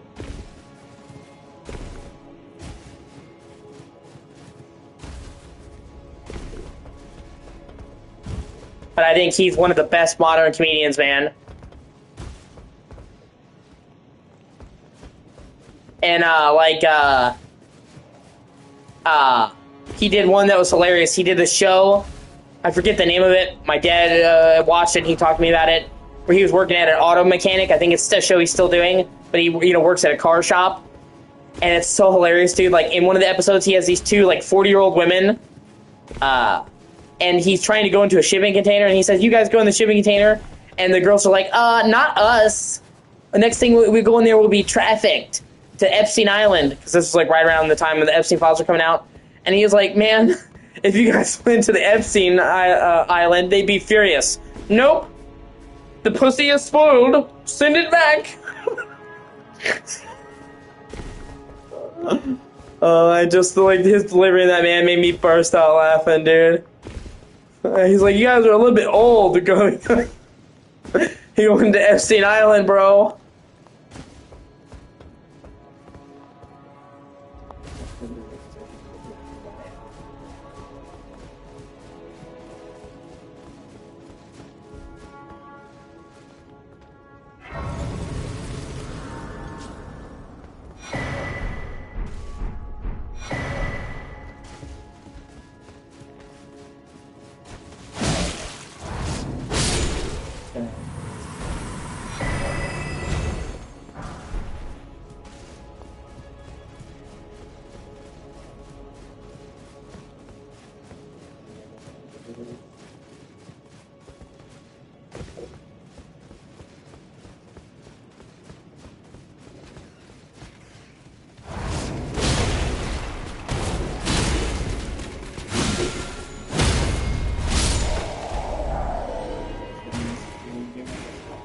do glasses. Never do. He also had that funny skit on SNL where he played a veteran. Oh shit! Yeah, I forgot about this. There's a fucking ulcerated tree spirit. Because why not?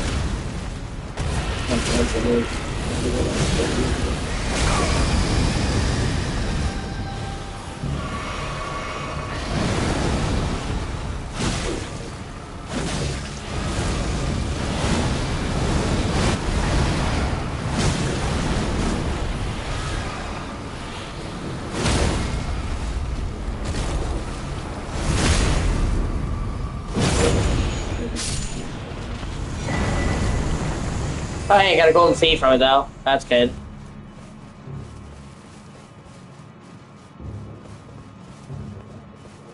Like I said, dude, there's so many layers to the city, man.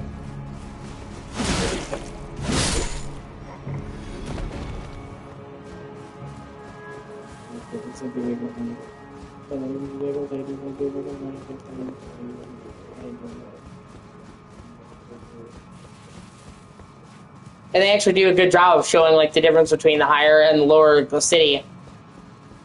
Where it actually feels different, where it's like still grand, but not nearly as grand.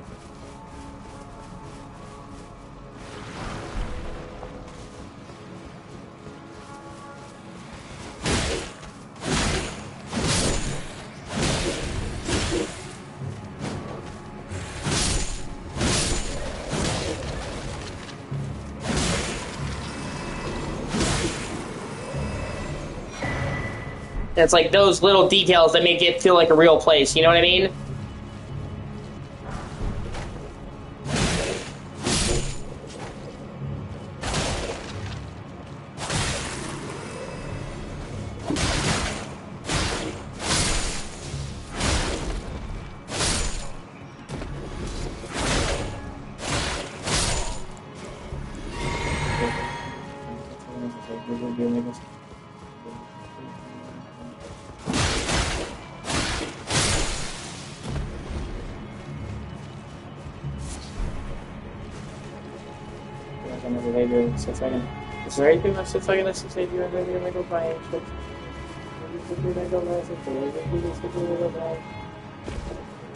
Also wonder what the hell it looks like. All the windows and doors are sealed with like wax. Do they do that to try to protect the people inside or keep them in? That's a detail that was wondered about this city.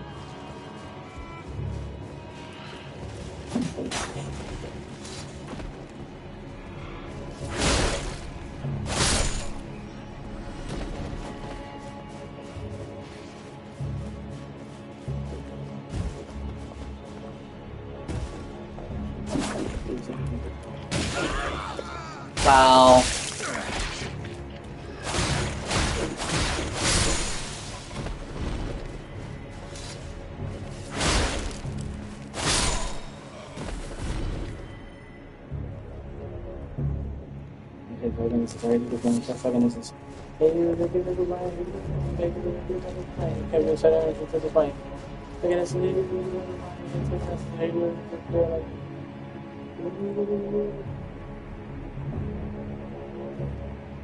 And if you give me a little bit, I'm going to switch games.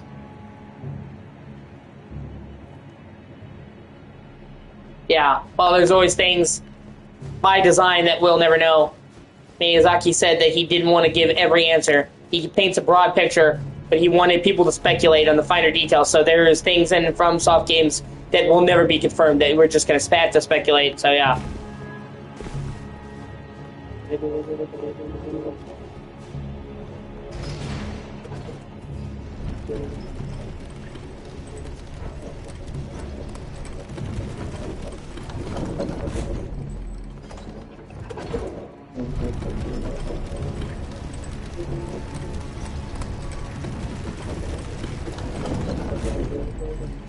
Ah, okay, this is the courtyard I came to.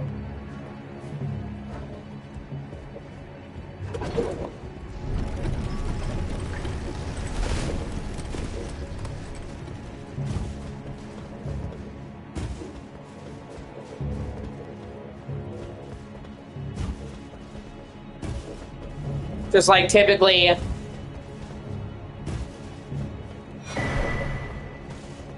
he refuses to. Oh, the black bow. Shit, that's what I was looking for. He typically refuses to elaborate on what characters lived and what characters died, like what choices are canon, because he wants the canon to be whatever you decide it is. And sometimes he won't even elaborate on. Oh, you bitch. Sometimes he won't even elaborate on which ending was canon.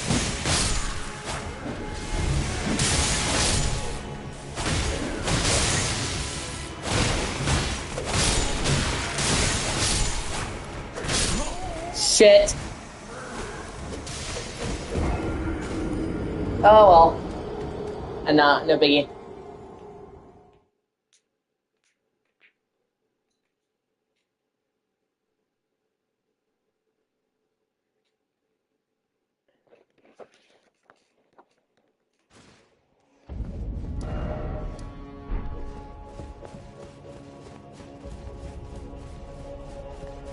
Like,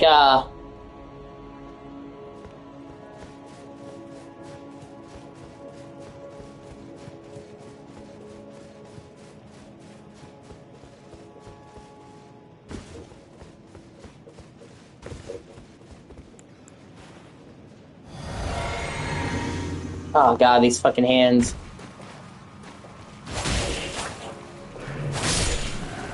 Like in Dark Souls 1, we pretty much are 100% confirmed that the canon ending is the Link to Fire ending. Because the flame has never completely gone out, and some they talk about that the flame ever went out, that would be all there was to it. Which I'm not familiar with how much you know but in Dark Souls, it's basically about to keep the flame lit or not. So for like Dark Souls 1, we're pretty sure that that's the canon ending.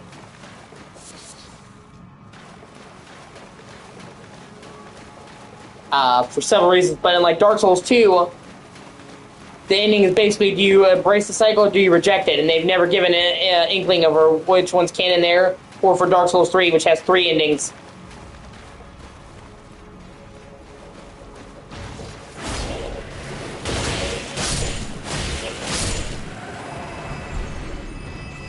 Same with Bloodborne. That has 3 endings, and nobody has really talked about whether those are canon or not.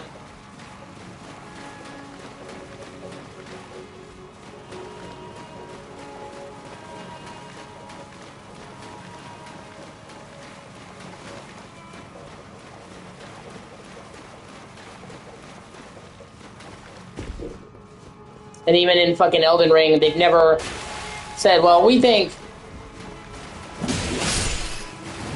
this ending is the correct one.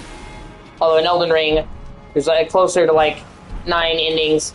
Because there's the 3 main ones: Elden Lord, Age of Frenzy, Age of Stars. But there's a bunch of different ones for Elden Lord, like Elden Lord with this rune, Elden Lord with that rune. So there's actually more than 3 endings to Elden Ring. I'd say it's closer to 9 endings total. But they've never tried to say, "Oh, this is canon." They want you to do it. Same with Silent Hill 2. If you've never played it, I mean you haven't, but in the original Silent Hill 2 and the remake, it has 3 very different main endings. And after all these years, the directors have refused to say which one is canon, saying they're all canon, whichever ending you prefer. And this is not like, oh, this is a good ending. Like, they're very different endings.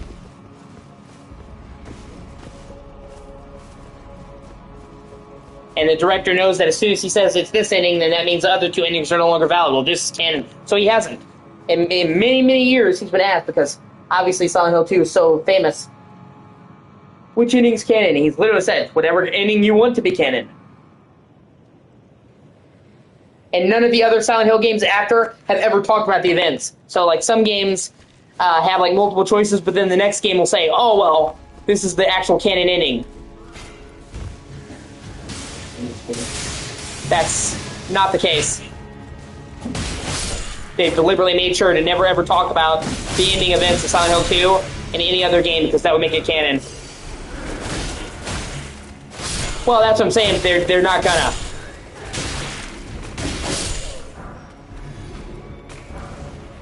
They don't really do continuations in Silent Hill, Alex. The only time that they've ever kind of done a continuation in Silent Hill is Silent Hill 3. It is a direct sequel to Silent Hill 1. And you play Alyssa, the little girl from Silent Hill 1. But even that is, you're still playing a different character. It's not like a direct, you're playing Harry, so... But, for example,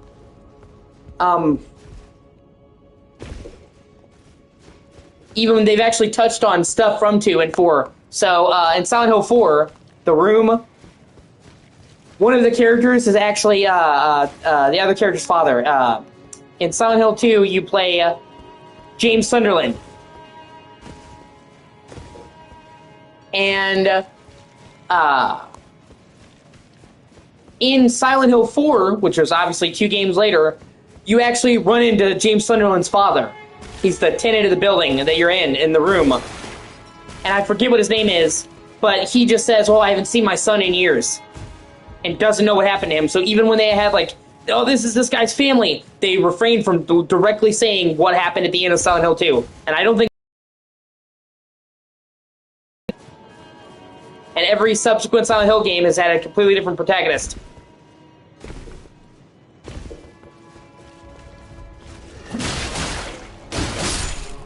Which, yeah, I'm just explaining because I know you're not as familiar with Silent Hill as I am.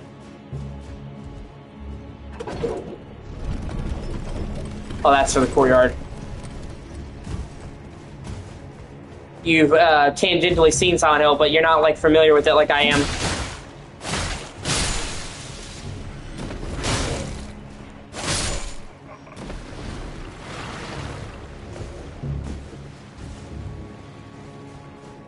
Of course, then you can also fuck it up, too.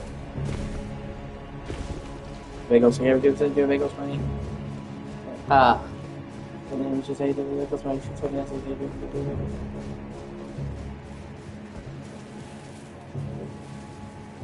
Okay, this is where I fought the tree spirit. Yeah, no, for sure you do, dude. I've got a heavy backlog myself, and your game collection from the sheer things you can emulate dwarfs mine. So I don't doubt it. I'm fucking up to here with my backlog, and you can play way more games than I can, so yeah.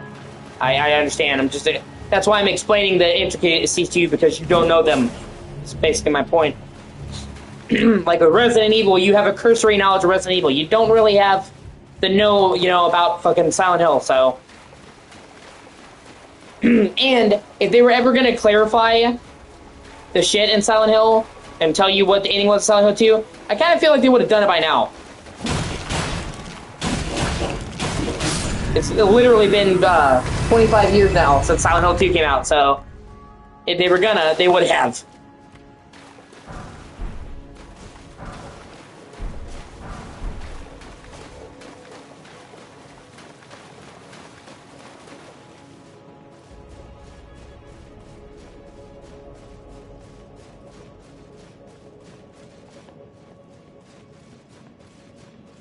I also feel like certain people get on my nerves, man. And it's funny too.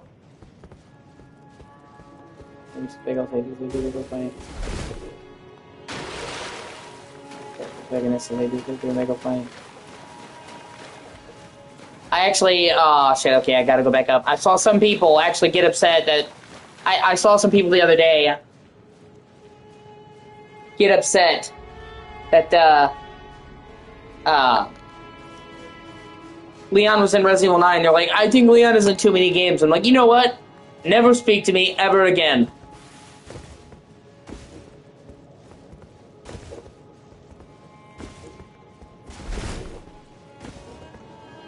They're just like, well, I just think Leon's in too many games. Like, no, he's not, okay? Leon could be in every fucking Resident Evil game ever, and I would not complain. It's fucking Leon Kennedy. Fuck you.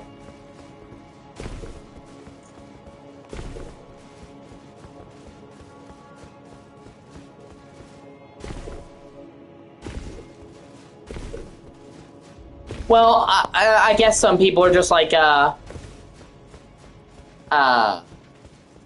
know, like, oh, I want other characters, which I get that. But the whole thing about that is, dude, about the whole other character shindig, is they have room for both. I mean, Resident Evil 9, they literally, he's half the game. So, in the same game that we recently just played fucking Leon, he then comes back. He is only in it half the game, so even in his most recent game, they're sharing it. And then in Resident Evil 2, Leon is also only half the game. And Claire's in that game, so... And if fuck, most of the games that Leon has been in, he shares the screen time with somebody else. In 2, he's only half the game, because the other side's Claire. In Resident Evil 6, he's only one of 3 campaigns. So you also have Chris and Jake. And then in fucking 9, he's also only half the game. So it's like, in almost every time Leon has been in a game, they've also allowed another character to be in it.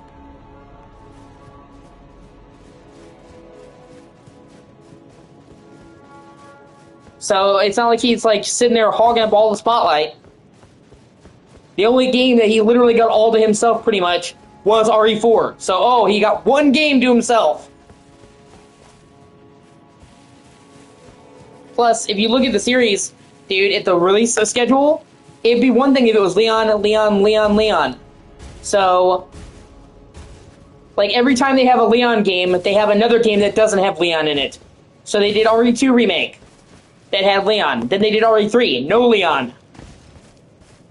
Then they did RE4 that had Leon. Then they did RE8, didn't have Leon. So, even when Leon is in the games, he's usually sharing it with another character, and then he's only in, like, every odd game. Every other game doesn't have him in it at all. So, I absolutely disagree with people saying that, like, they think Leon is too saturated, man. Leon is still not even the character with the most appearances. Chris Redfield is. And Jill. They still have more appearances than he does. So, Chris, if we count games he pops up in... Oh, no, you fucker. If we count games he pops up in, and remakes, Chris and Jill are in Resident Evil 1 remake, Okay, let's just go Chris. One remake. Code Veronica, which he's half in that game. He's the second half of the game. Played Chris. 5, 6. Then he's in 7 as at the very end, and he has a DLC where you play as him. Then he's in 8. You play as him in one section, and he's in the game, so he's not the main character, but you play as Chris. And then he's in Resident Evil Revelations a few times. You play as him like 3 times. He's a brief chunk of the game, but you still play as Chris. So, Chris has had 7 appearances across all these games, and same with Jill. Jill was in 1 remake, 3 remake, 5. Obviously, she's under control of Wesker, but she pops up and you play her in the DLC. So she's not the main character, but she's in 5.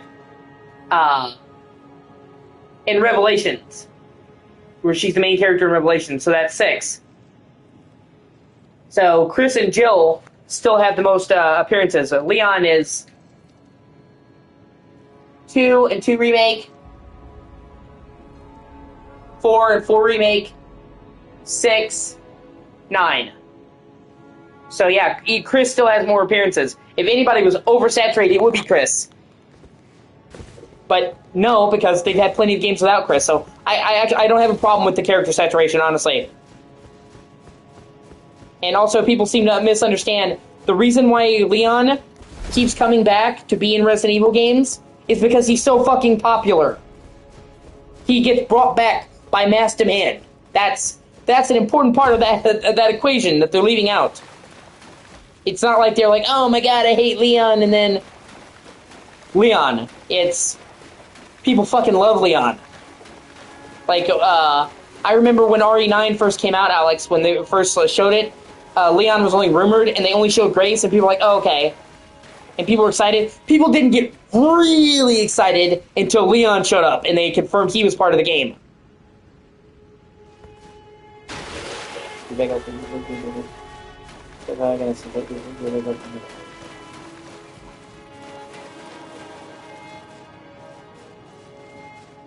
Which, I mean, it's fair. You know, Grace, she's a new character. She had never been in any other game, so it's like we don't really know enough about Grace to be excited about her. I actually like Grace a lot, and I think she earned her place in the Pantheon. I hope they bring Grace in more games, that she's not just a one-off, because I actually really like Grace as a character. But even so, just as she is in RE9, thought she was a great character. But when we're seeing a game be announced, we don't know enough about this character. So it's like, when you see Leon, you know you're in for a good time.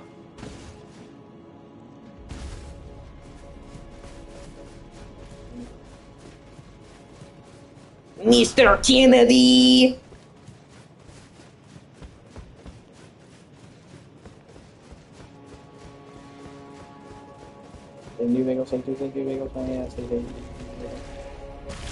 And then apparently, if the rumors are correct, Leon will be a main star in the DLC for RE9. And you may think that's a given, right? But it's actually not.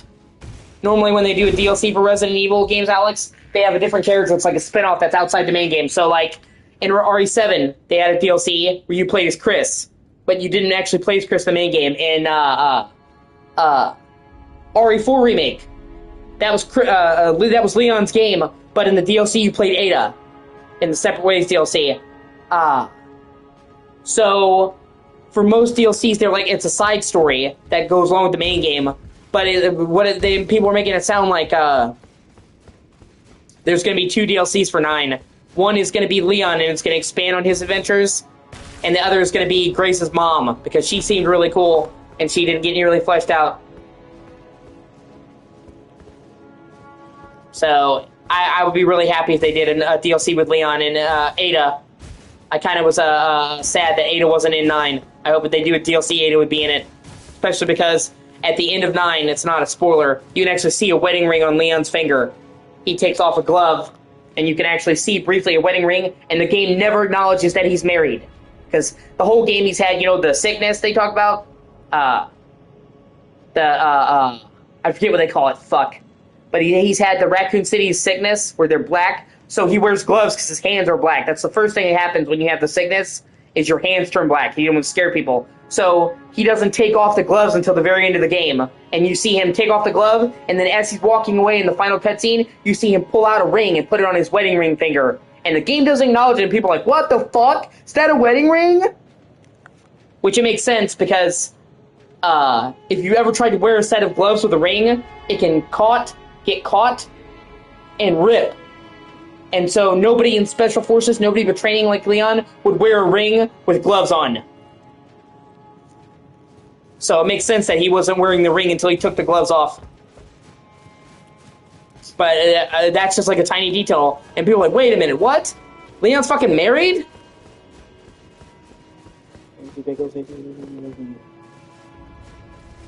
So then people are like, is it Ada? Did they put aside their differences? Who? Who did he marry? Is he marrying Claire to continue the Redfield bloodline?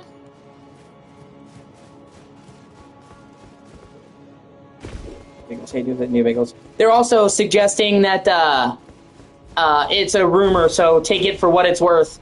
They're suggesting that Leon will play a bigger role in Veronica, because in the original Code Veronica, Chris is alerted to Claire and comes to rescue Claire because she sends an email to Leon, who messages Chris. But even though they mention Leon, they don't ever actually show him.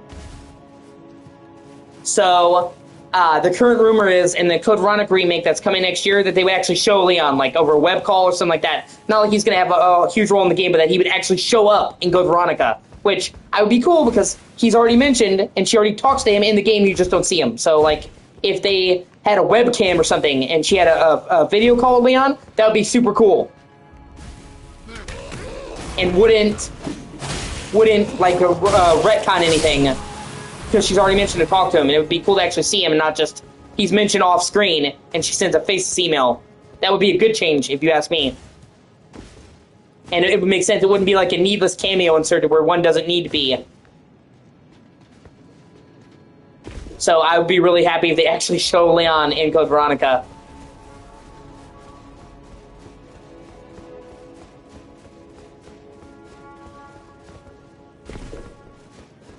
I'm also interested to see how they handle certain story beats in Veronica, because in the original Veronica, it's all of the evil villains. There's these two twins that honestly give twins a bad name, but whatever. And it's Alex and Alexei. And they're fraternal twins. One's a guy, one's a girl, but they're like,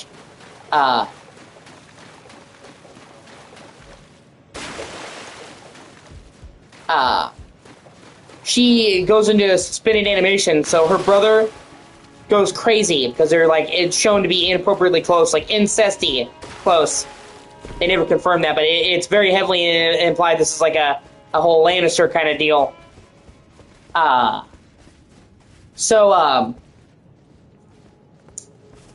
He goes crazy after she goes into a coma. She gets like injected the virus and goes into a coma. So he starts cross-dressing as his sister. And he can do it because he looks just like her with short hair. So he basically puts on a wig and he looks like his sister. But some people thought that, you know, the people thought for a while that they wouldn't remake Veronica because of that plotline, because some people might interpret it as them making fun of transgender people. And there's actually a scene where she catches him in the act because she catches him, you know, taking off the wig and realizes that it's him the whole time. And she's like, Alfred! I'm sorry, his name's Alfred. I'm sorry, Alfred Ashford. Alfred and Alex Ashford. She's like, Alfred, you cross-dressing freak! And people point out, they're like, I'm not so sure that line would go down very well in today's social climate. And people thought for a while that that's why they weren't remaking Veronica, because they were afraid to tackle that. And now that they are, people are like, what are they going to do? And honestly, if you play the game, it's not the fact that he's cross-dressing that's a problem. He's not fucking trans. Okay? Because I'm not even defending the whole trans thing. But in the game, he's not portrayed as trans. He doesn't think he's a female. He is portrayed as being a delusional. Like, basically, he was so distraught that his sister, that he was so close to, went into a coma, that his mind split and he had split personalities. So, it never felt like, to me, as somebody who's played Veronica and beat it multiple times, it never felt to me like the game was trying to make fun of trans people. It felt like the game was trying to show that he lost his fucking mind. That he couldn't cope with the fact that his sister was gone and he lost it. Not, oh, we're making fun of trans people. Like, he wasn't trans, technically. He was just, like, split personality. He was ill. So, it didn't, I wouldn't even consider him trans. More as just, he lost the plot.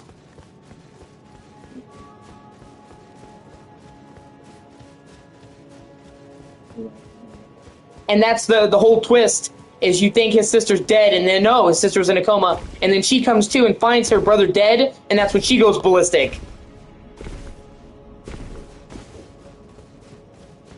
But it never, that whole thing never came off as a thing against trans people, is my point, basically.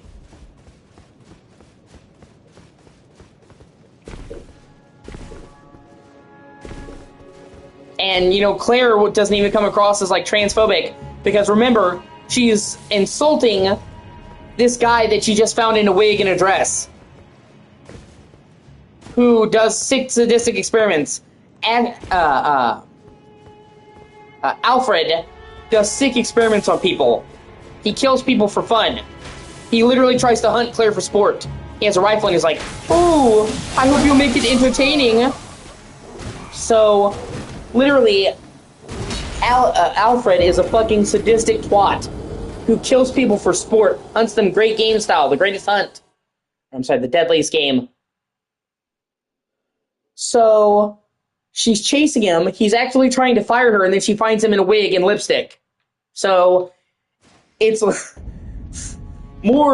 less like she's being transphobic and more like she's just pissed off at finding the guy who's trying to kill her 5 seconds ago in lipstick. So she's just reaching for the first inset in the toolkit.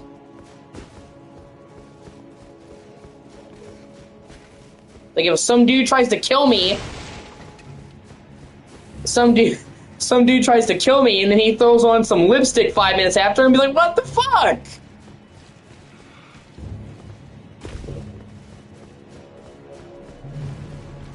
But these are the same people who keep trying to say that Resident Evil 5 is racist because Chris is killing black people. A white man killing black people. Never mind the fact that it's Africa, so you're gonna kill black people. That's the majority of the populace. You can't have a zombie outbreak in Africa and not kill black people. It'd be weirder if he went to Africa and all the zombies were white dudes. Like, where's the black people? But never mind the fact that, you know, it's Africa, so it makes sense. But the co-protagonist of the game is fucking black. And then another supporting character, Josh, is black. So, like, everybody and their mother kept trying to say, oh, that game is racist. I like most of Resident Evil 5, Alex. You would like 5.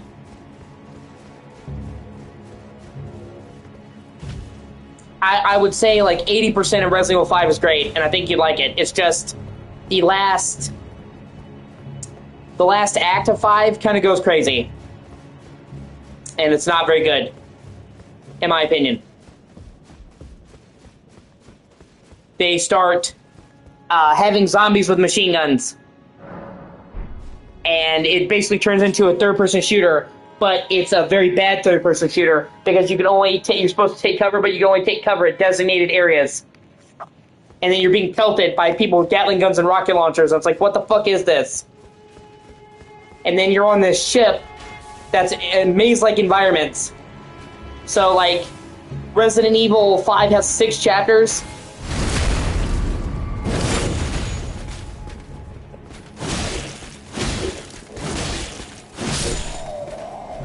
Resident Evil 5 has 6 main chapters, and they're split into segments, so like 1-1, 1-2, 1-3, same with RE4. And the first 4 chapters are great. You go to a village, a mine, a swamp, on a boat, like a muddy swamp with alligators trying to eat you. There's like a giant zombie alligator that tries to swallow you. You have to wade through the water, and it's great. And you even go through like a tribal village. It's just when you get to like chapter 5 and 6 that they have you on this shitty boat. And it's like you're getting pelted by dudes with rocket launchers and Gatling guns. You're having to take cover behind designated spots. And you're going through an area that's like a giant maze. I genuinely really don't like the last 2 chapters of RE5. So for me personally, and I went through RE5 again not too long ago, actually. Like last year, October, November, because I was going through the run-through of all the RE games. And every time I get to those last 2 chapters, my enjoyment of that game falls off a cliff. So, like, the first 4 chapters, so like 80% of the game is so great. And it's just, the drop in quality in the last 2 chapters is hard. It honestly feels like they ran out of time, and it's unfinished, to me. But I guess, yeah, you have to play and let me know. You might like it. You don't have the qualms about zombies with guns that I do, where I'm like, what the fuck is this? So you might like the last 2 acts, but for me, every time I go to replay that game, I dread chapter 5 and 6, because I think the game is truly amazing until then, and then it drops off of a fucking cliff in the last 2 acts. Oh, chapters. Let's say, in the last act, it drops off a cliff. And I honestly hate it.